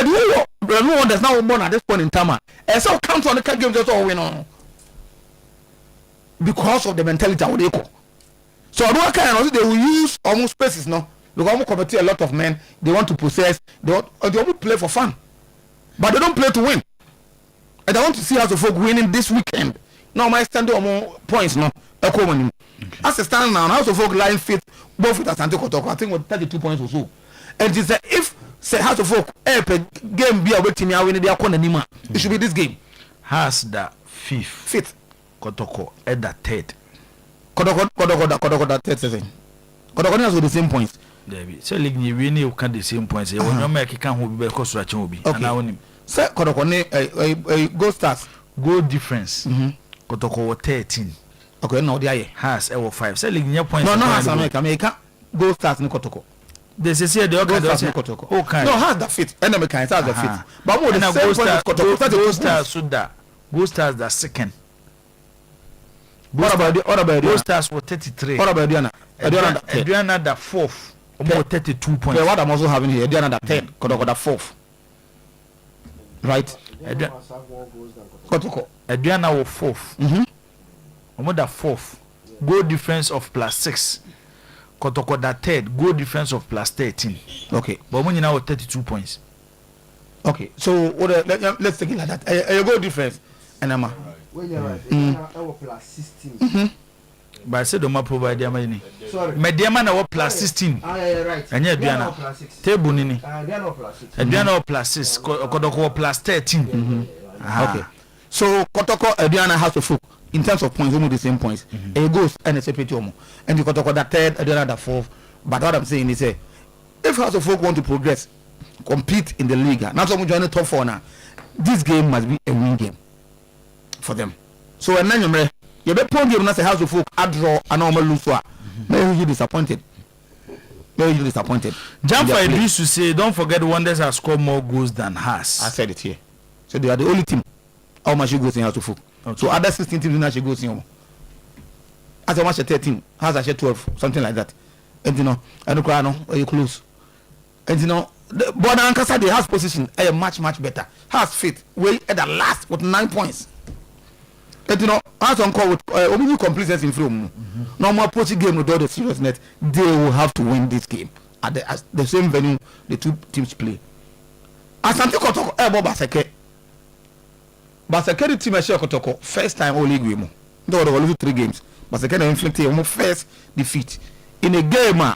Kotoko bomb mediama omuye na mkoda on mkoda so no. Anam ko Samates. Yeah, after Samates omuye na mko Baseke na mko boy. I did some baby buy, you know. So I give him as a part of that game and some buy. So because somebody see about has performance with home and you. Yeah, has about you. Okay, say you gone. Okay, but by the same pack on but has about we. First leg on boy na omunya laughing penalty. Omanya home points of 16 away to the same 16. Aye. Out of Folk no. And you think I'm better home na and can never yemo but then that is the situation. Kotoko no Baseke de no. Not exactly the we no be from but say incident na nam so ma I defend that call you know. Abro call you know. Esi ahead of this game. The team manager no copy so na say the debut course wa e conference by so kai. And then we come and no me commandant football on say o say na tita e wo ho. Ta Zaki the kai. Ko Zaki to the team manager na so ko te ho no. O ta. Achi o wetim. Then ta na chire. So Kotoko go into Baseke, na Baseke situation na nyekura o. Today thought they were going to run over them. Only to see a different Baseke team. I'm sure Kotoko 2-1 Obeka that game no. After that game na close to Obeka say team bia no Kotoko obo na wa fans up in the game no. So that thing that's what close to team. Personally I spoke to him this week and I made the next game. I saw catch me at the same as some other media and say both technical and the players must be serious in this particular game. It means say when we be Baseke team now if Oma for seriousness and Juma area now Asante Kotoko about 3 matches continuously without a win. Now Pay almost share Asante Kotoko against Babiani Gold Stars. If you say Dogo Yakubu, fantastic game of ball and Kakao fire. Actually, say I'm giving you a lot of time. No, Oh, good drive. Very good. Yeah. And now, Oyesa strikers no money brad, you know. Yes, because I personally spoke to the coach, and coach in the catch and say, the finishing, compared to most of the players, he's ahead. The finishing. So other things we can on the other say only more Mupiama not more about net. Go so good to Asante Kotoko. Nei amo aba. Waba no promise say. Enema oja ho beto aso because Oba the first game china. Why you fit to play? Play come media no. He's fit to play. Oba no play. And now ofi Kotoko so enche ntino nka say bia obe lucky bibi Kotoko mu. Kotoko is the second highest scoring side in the league even without Amwa. And Amwa as prolific as he is. Say if Obeka Kotoko ni Chelsea Kotoko up front no. Ijaima this Guinean Enfano. Now the owner has come, and for that you expect Kotoko to improve up front wise. If that's the case, I expect Asante Kotoko to approach this game with all the seriousness the coach I can't want him. But Seke shouldn't be a blockade to Asante Kotoko at this point in time. If indeed, league the points gap between Asante Kotoko and the leader 8 points. So it means 3 games. 3 games. Kotoko will need to get these points. Mediama at home. I expect Mediama to continue their winning spree because you go to Vision to win away. Oba home now by our disappoint. League there. It means that Mediama is going to account for Karela, even though Kara the last time lose to Samates, they want to come to Mediama to get some points. But Poku in the league second round, the entire year just lose no, especially a team who lead here. That's why I expect Mediama to do everything humanly possible, to beat Kara over there. If that's the case, Kotoko cannot afford to draw or lose to Baseke, especially at the time team no. Enema baby plays baby eba me can say Kotoko now open to me in case of the league and for pressure coach to because now they've lost player now almost free say the poster boy in Amwa now returning. So I expect Kotoko to return to that level no anymore you know. So Kotoko win against Baseke me surprise. But I don't know Diana. I'm saying last week or so now the chief executive better now and someone now walk no flourishing. Say Diana baby omoko players omo coach and how they play, how picking matches. But I think omo coach so happen game kakra. Say Diana Chuba arrested so also maintain position because game omo boy. Say if Asante Kotoko share, if House of Folk share, baby go stars etuye bibia. E che say Diana ebetuma drop to be 5 or 6. Someone to me and share game omo away. Last weekend on away. And Belusu to nations. This time I'm away. I'm to All Black. All Black, don't forget. If you say man, okay, say I'm a coach now. So any other. And All Blacks in some games, coach also coach no coach. Fatia resign. Okay. In some games, All Blacks and Lusu home. They've played against Asante Kotoko. They beat Kotoko over there. Almost draw against Hasselhoff. And the Abiana Eko. In fact, game I'm here Abiana Ebebo Kumaso and maybe almost choose matches. Because game Abiana Kotoko Bebo Kumano. A game that no much was a get to Eka. Said if they would take up a chance and come share, and that is true. Okay. It's the red Diana almost the more couple points you home. Vision Kosho more any almost same performance. It was also Omunya. I think it's a Choba. So I put the game Kakra. Even though last week no see Miano Nations a part of the game. And playing against All Blacks now, I expect Edwina to get some. Other than that, you know. No. Friends, Chelsea, Kofi, what's the name? Why? Samuel Bodu. One way decided some relegation. Obo Gold Stars of China. Obo Gold Stars home. Last weekend, when you're home, team back one relatively cheaper than Gold Stars or Droy. Brukum. 2 advantage. That's one advantage to play 2 home matches. That I do this second run now. Then 2 advantages no. So you account for defense when Gold Stars. Other than that, one we are not. na ade a on person be no na season we nko but or say relegation pa there Chelsea there any anu ye dey kan performance on the field almost say and you know if you want to go there so to me say goals as what they say na say almost my performances no unlike previous 2-3 years ago upon from last season away performances has been good and you know say if opeso na no asem na work no campaign coordinator Ashanti region e dey ma Ken Beba Ramo Fajantoa. Oh, okay, and then they will see from. See. Oja police na go football. Oye Chelsea. Oye Oh, Chelsea. No, we campaign too much. Na football no Jama. That's so money. One a campaign coordinator. Of course, I mean, coordinator. And the Ken Beba. Yes, Ken Beba. I know it is possible, but then all time from the team. So bad. I'm for Chilidi Sudin. Which Lord list to or Henny. Okay. I have a Mr. Sean Lord list to or Henny. In some to Middlesbrough. From Asante Kotoko. Confirmed. Journalists be here Jumama the 72.com 72.co.uk.com 72.co.uk.com. Okay. My whole website. Why you could to ABC I will list to what's it say? Newspaper natural story no list to an amount for baby name but mom pen a picture and to a unisumame. Visa the Times UK and a story. The Times UK. Times. Okay. The Times UK natural story we. The Times so the Ejibo Omunfani India grow. Omun churo adebia. Na boy no come under 21. Okay. That is according to James Surrey 1212 BCCA. Okay. Na so him Samba Stars Academy. Samba Stars. Say somebody the idea. Michael Antonio. I said no Ghana. Yeah. I said Freddie Mo. Michael Antonio. Until Freddie Mo. Yeah, you knew Freddie. Okay. Yeah. I'm player. Sir. Yeah. Monday, I will tell you how much Kotoko will get from him. Nah. Samba Star. So more inside. You ufa here. So, but Patagono. Sasa Konongo Road no so. Akono makan special. That Freddie or how?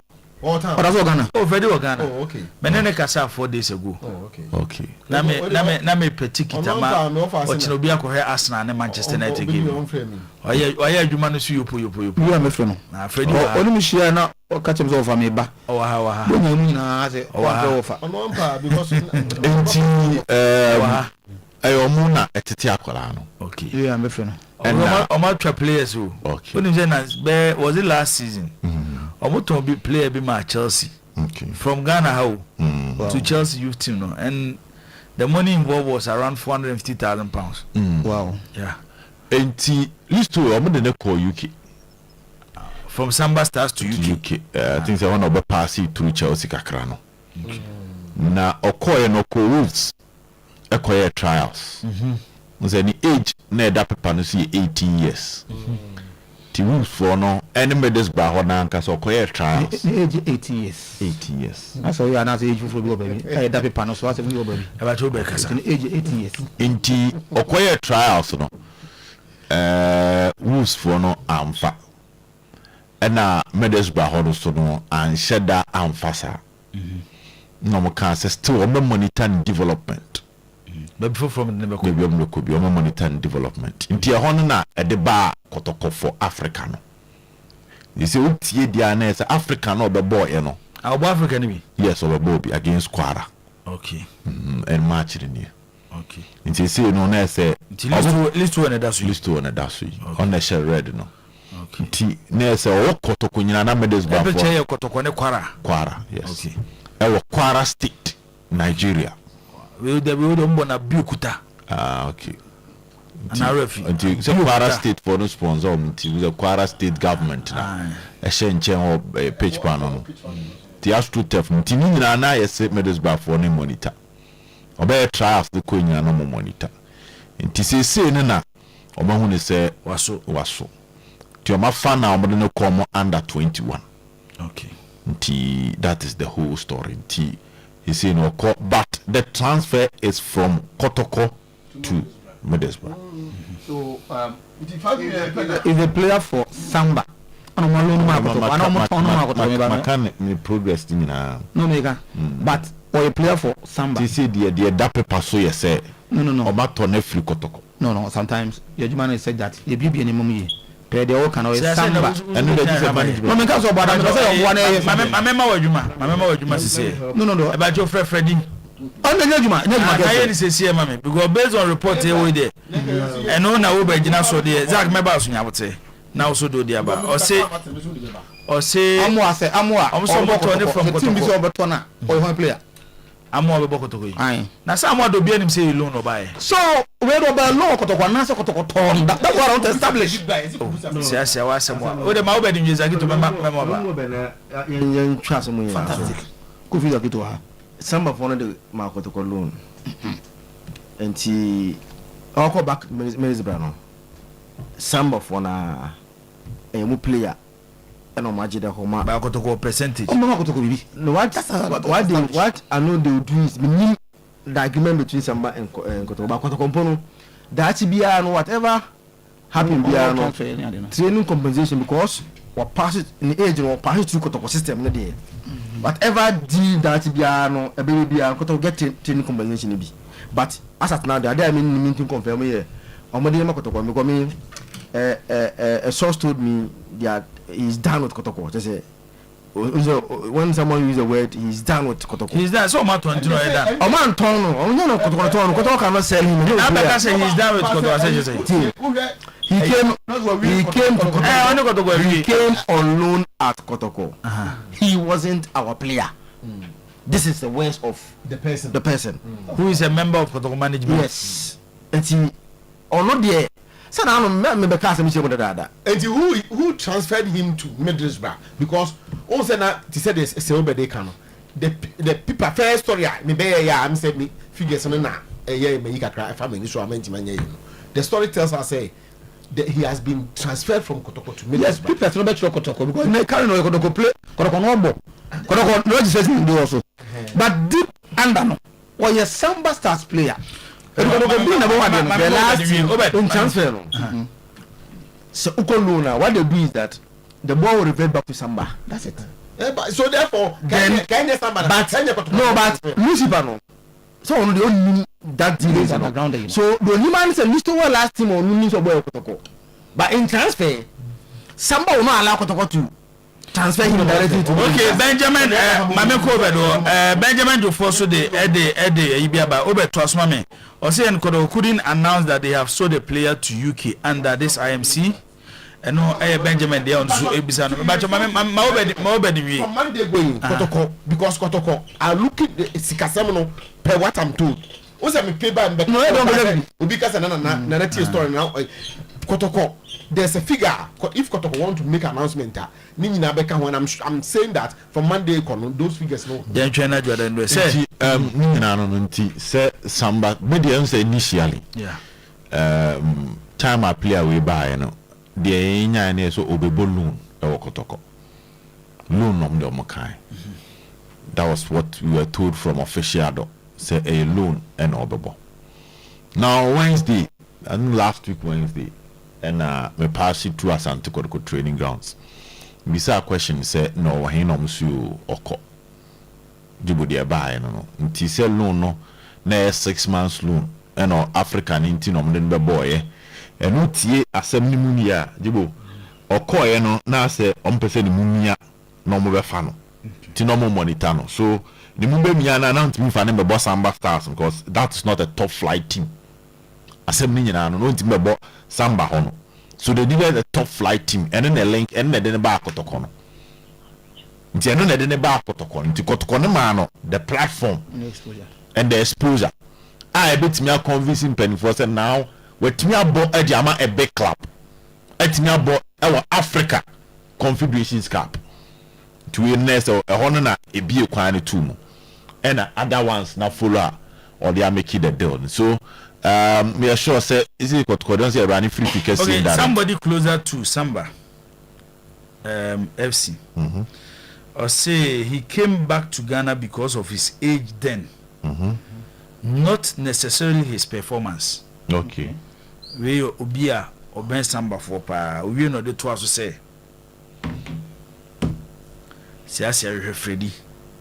No hwe atam abehwe no no na bi oni Ghana. Instead of best oko. Oni no ya misim.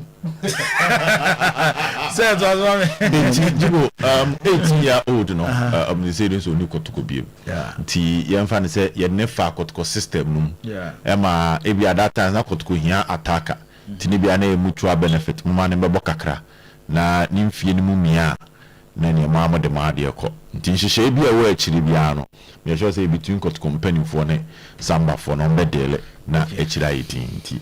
But this also tells kotoko say they also need to broaden their scope and scout links connection because it means that Kotoko has the platform to project any young player for any big club in Europe. They don't have the links. But they don't have the links.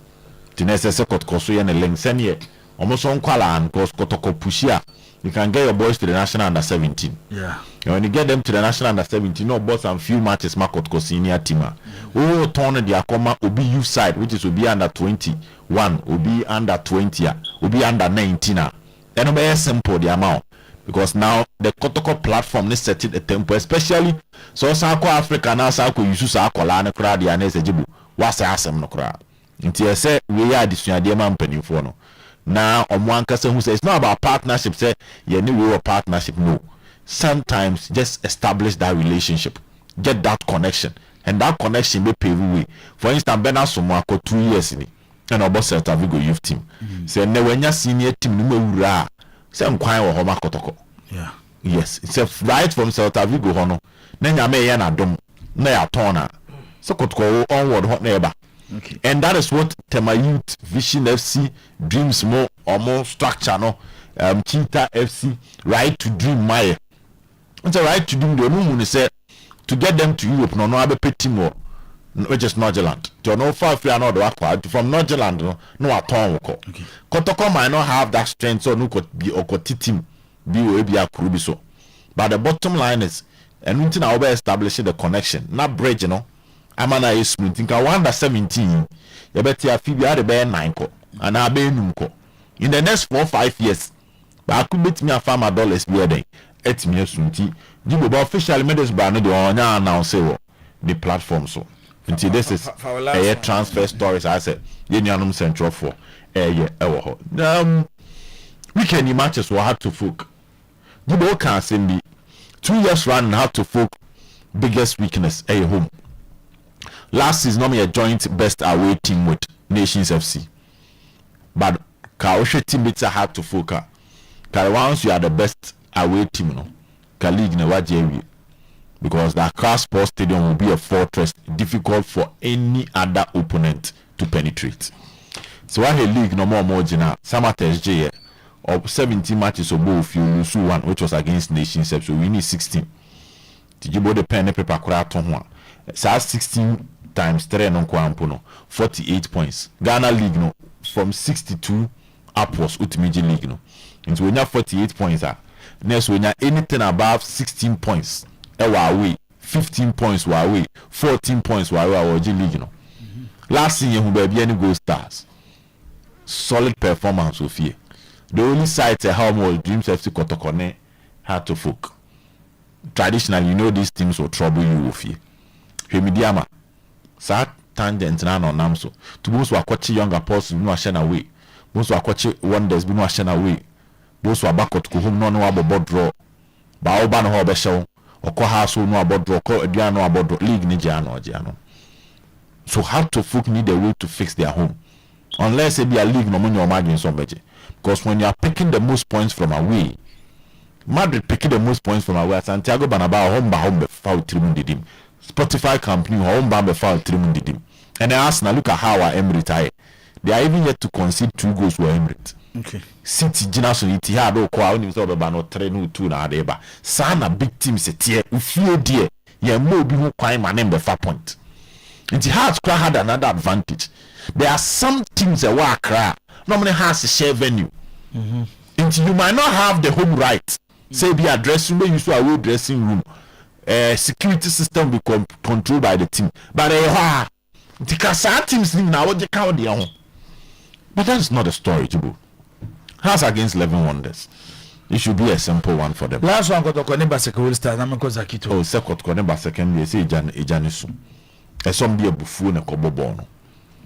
Jibu. You know, you do a chirisa about your co. And I say, I feel any affair. My can't say we are not meaning the echo. So what is a Sally Madam? They are shortlisting for Blasters. Mediama, almost friendly on the way. They are shortlisted Sally Madam. Austria and Germany. Yeah. It's all Bokotoko. Me can't say Kotoko Africa, me can't ha. So you player. Say no, African neighbor. And I'm about group stages no. By any means, no like discussion. Yes. Imagine saying Kotoko player. Nanka Kotoko obo Africa ibi. Ubobia. Na lo beti abo league na me hu. Me ba ho. We are so tuado. Yen kama ne mfa onko bede. Na league ya ebo unda top. League ya ebo yen fa no kren cancer. Players do do say na Kotoko mo me yomo. Uso jagumu a ebe simple. Omo yesen. Inti dru ba bia won twen mo bi motivate tu. Ye radio adwuma ye jibo. Say adwuma wura abefa kakra de. But wo wanim no kasa na da so.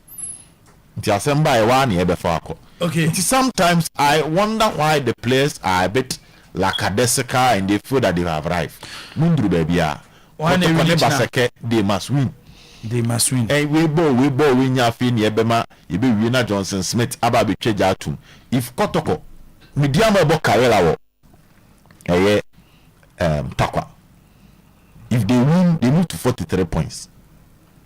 So we Kotoko no 43 no one she now ko in draw. Media match mu 10 points. Ebra obe Kotakwa. Game over. Me da say Obed Zach, mami ntie Yo, Zach. My only problem with the list of deal was how it was handled. So I know. Say they send Chichimba and the why clear. Oh, say I know this story. That's why me because no what Ocean Airport or UK. I know this story very well. Bibia Kosibia, I know this story too well. Tina, they know three and I make a chance say Ocean Airport or to play my Oko UK. Dibo, what I know is say when they spoke to Kotoko, they agreed say that BBS Kotoko more almost like hangu hankam kind of deal. So see Kotoko should help them. So there's a percentage that I would get. But I'm someone a boy Kotoko to transfer Sumwa to Shelter Vigo. Yes, almost has to the another player I call. You call Sumwa call Shelter. Another one is also will be living or see what they did was at least that BBS here they will give or something. And Kotoko are happy with training compensation now. So because what it means if this boy is able to obono more than that biano okonima just like how Kotoko benefiting Baba man move biano skabano. So until tell the boy ebe jabo because age now be pass through Kotoko no. Any move be make bia Kotoko get the money from the move. So at this time all you do is that you praise bono bobo akonanim. Bobo money on the team yakoto no okonanim no continue. The more they are buying him, the more he's moving transit bia and you benefit from the training compensation because of passing through Kotoko for that short period now passing you know. Until we'll leave it there and see what the future will be for the boy and the person be our medicine one. You know, House of Folk boy against 11 Wonders. One game that at this stage, if you're House of Folk supporter, you'll be a little bit frustrated because of even the way our way game on but the same venue that they are playing, and that is where you mentioned that this struggle. Even though if you are comparing Legon to the Kakai venue, they are better than the Kakai. So they go ahead and resource. There's a take good decision, no. call on the omonya wins as compared to Kakai. So because I said the also bola or say so players no kwana jatabi no class the monte no mo dwane ba me share panyi bo so mo problem pa ye say the NS in it to mo no ko mo hwesika o mo tua wo Legon ene de na etito mo across stadium a playing at Legon far better than playing at across no pa but kakanu the main reason why mo dwane because no mo say omonti ase how resource no kwa mfa so a say no maka so mbeko ansa na sa it has been a good decision but did can be and I agree with him so I hear wonders for na Jibo their league table may deceive you but they are playing some kind of good football and but the only thing is that Jibo so when you have a person league you have to beat Wonders until maybe check the league table no teams now Upper League are only Wonders beginning go start Edison or the second on the league log wakwa share Wonders 3-2 check the league table once again we say Mediama out the first no share 11 Wonders 2-1 Ediana share 11 Wonders 1-0 even Oba Kotoko so share Wonders 2-0 and these are teams now what the first top 5 no obi akwa and that has any boy into for top 4 now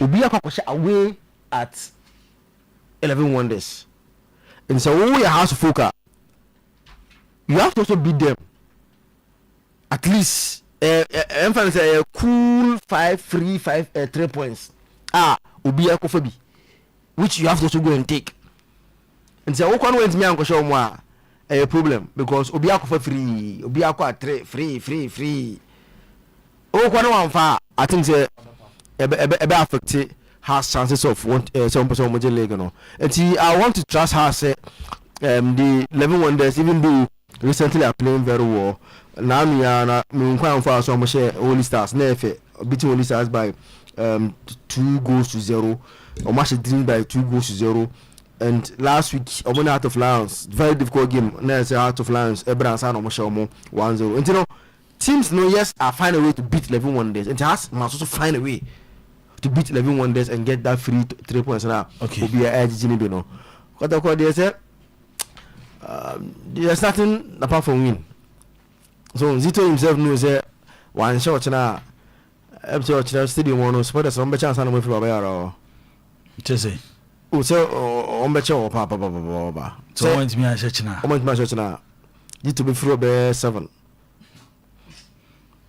or chance say win number need to be fit the 1 7 so and what are you encouraging oh not no matter yes we go no say yes ana say you are not free you are not your mind is not free so what you decide to before 7 so oh when they send you on why and they say oh I find the whole so so one shot just say you bet you papa you never buy bet you papa but I through that's it or tell the I think say Basake even though and Joseph Smith they are playing very well they are very good side but baby a season do no we say they have pressure bomb point say born am ko born wo baby ni no minim say abe normal thing say kotoko onso hu say baby no no e mu fie eti anytime they go they play very well eti born na am ko born no and the pressure be to team no so now be born another lawyer said it here arameboa until so chomo 5,000 no ti born how much so metwe winning bonus on board draw credit bonus it's sa born no ene mama support bia di sa odin sa ni ne ko stadium into one shot na we free 7 me da say we free 7 yenti amanfo audio mo de aba na yento aso season striker yes sending here the you be a transfer window made a transfer window be striker has of Poku yes and you very also from Pong no okay the chair Alazwa good morning Jibo very Oxman because if you are shown like it to them Chelsea there this be ene kwa be mi United ba ani bit ma we ni me hu so ya na ya sama Chelsea we ni match ja de bia e bo bia say team bia ya moto ya be dusu ya modre be lusu ama you de be bia obere ni e bon pa ma ko ko ni mo ye adwuma pa nya men kam ho bye bye. Yes, like a good morning. You know Lampard, but I suffer in person. I didn't know too much and say, I bet I'm was a buy. Goes now or share and son or course I buy. Goes now happy pan as still. Goes in the and then person Michel be our Michel Zakitu. Obojibo adarumo asamna ni paraka to me imagine there me say me wo sie me gide kirem say kotoko ne has be bona me tukwa bia kotoko lusu ma steady start na hu matches be me hwe 2-4 kotoko ne has Confederation Cup sa ena be 2 years ni kotoko na has be 3-4 matches di kotokone ha so matcha tana me pese me froka di e bia na sa na te ono so stadium say match bia match ke se bia ta me bia ya na nkoyi ono de ni gidi e kire no bo mam good morning ene adwuma pa ono wapamfo mo bo o china de e wo se asante kotoko e be she basake holy stars amaye me chia mu nyina se wo be de showa me chia no pa. Please Jubo, good morning. Me pacho motive no e na hon bi room didi pa e hon bisa e jamba technicians no asha. Thank you. Striker, good morning. Brajeff kase fia hojo na me say mo hu say sa adi we ni say obi ani akonfo sa Lami Yamal say young player bi obi sisi bia de beto tini bia na waje egu akola no Morocco ni akola mo nye sure say the nachi because there are so many players that they want to know so they will be and now we are still a bit shit so no still is a win team they could have. Good morning Saka Flame Peter that Pacho Muya in more the could not to some amount for swipe here. The travel passports and the Flame Yalenko Mikasa was suppose in Timmy Puka and this is a team where you answer. And then I have to inshallah, and the budget 3 points. Near Bompires in Ambo chance, Kotokobeti me lose your mind. I mean, just a assemblyman, honorable Quam Fabros, income organizer, elbow some for NDC with us. Good morning, Eugene. I watch. Today means some year a poor pomians, the Dicano. Yana matches namudi to John, a bureau in your main TV and I see a TKM, Intimin Church or Timisino. Madisia Densenka, Mobile Place in a mass and the code nama say, one Casana betting company beer, if you almost one Zamon Nankama, Bukumas, Mudi code not Yamabu code names yet me any beacher. Good morning. Your friend is smart, Mensa, Wakra, you Michamunina. On a prime question, I say, I bet I'm before we feel league in a Tucano, no, I should goose, Kakra. No, she was up back a brother league in inquiry. Is it question? Says you see no what's up back no. Obano be so goes be more Becca can goose no chance no Tucano. And now say, I'm not the bully never who quite sir. Okay. We your voices kakra no so abano no ye fa course kakra bi na ya sori eye dwumedi ni so ma mobusa betamu ade no goals a wo share ansa na okono ba do be hye bi de be ka de no ahye ansa na okono ho na ode konanim nkakra 0322494401 0322494771 ubetimi afre na oso de kakra abeso so ansa na asori so na nse sofo ne beba meboa na afi keteke eso abeto aso ede amaye solo watena wa afi na utwade atum ebi na ebo nani wa hano yenko odi baby akase finado wasmato aso. Hello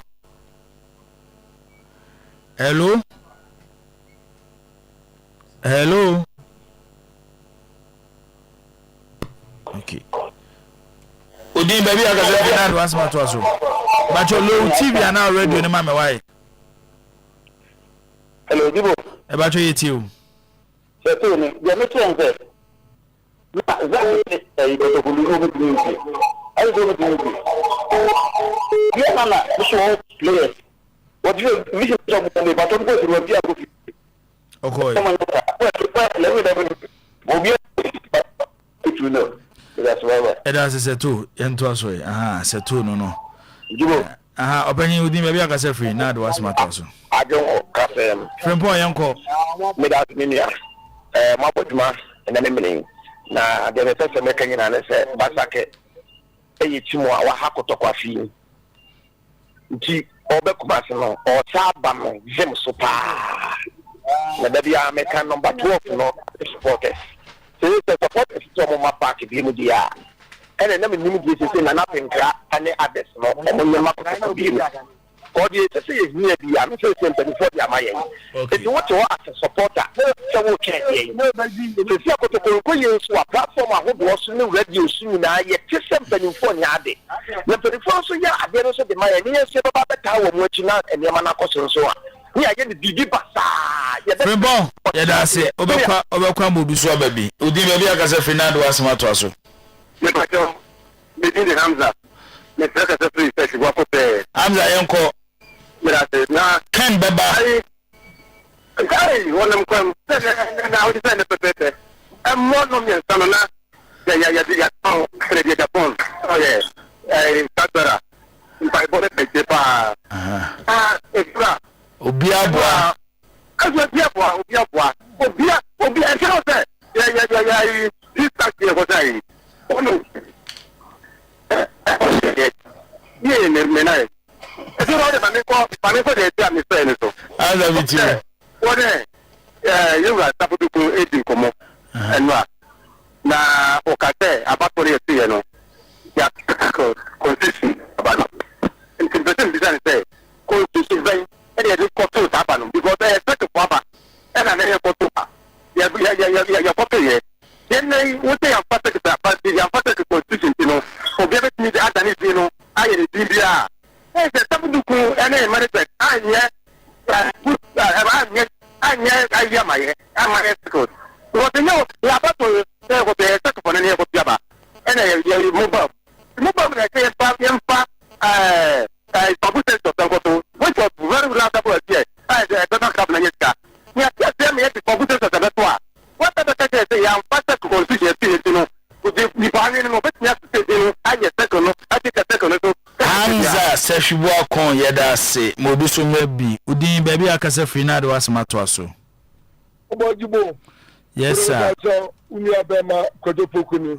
What do you uncle? And Papa, Ubazia. About furniture, the same data. No, come more cancer, your best friend. And someone feels that your cottage are controlled by community every now. And Kabum Emma, so others. If you want to that you die, then from us will be about and my supporters, MY.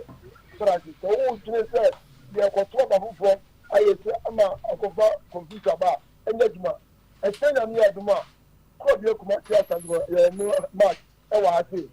And your match is here. Your person gonna be near you. Let me dear. And your summer and you see himself. So I say, I tell you, be unable to send me the boy and pet. Yes, sir. A chairman, we have to support that and tell you, it is what said. Baba, and you're 3:30. Kwajo Poku yada se yentimi fa course ni biem aha na yedi dwumade ni nyina AC omo kan ye ho ba bibia wutie ye free ye wo ye free ye e free dwumade na hyase be prim sabre a yedi dwumade no eba na wie ye aseda ye wodia yada masenya me ya adoma adwoda e be se hye biem na yedi agudie mu nsem abron hye ne nso se tebase 620 anobapa hye na yedi abramu afi 9:30 to 12 today's sports and after 4:30 to 6 highway sports ni nyina no obenya ewo Oyerepa 100.7 yebeda ye producers ase Samuel Kemensa Solomon Carter Sheka Visa and after omomo MCR any Facebook room nyina ye technicians on duty omunyina na yebeda mase semoka ho eboaye emye di dwumadie no eba eye na wiye yeda mase yebesa ehia biem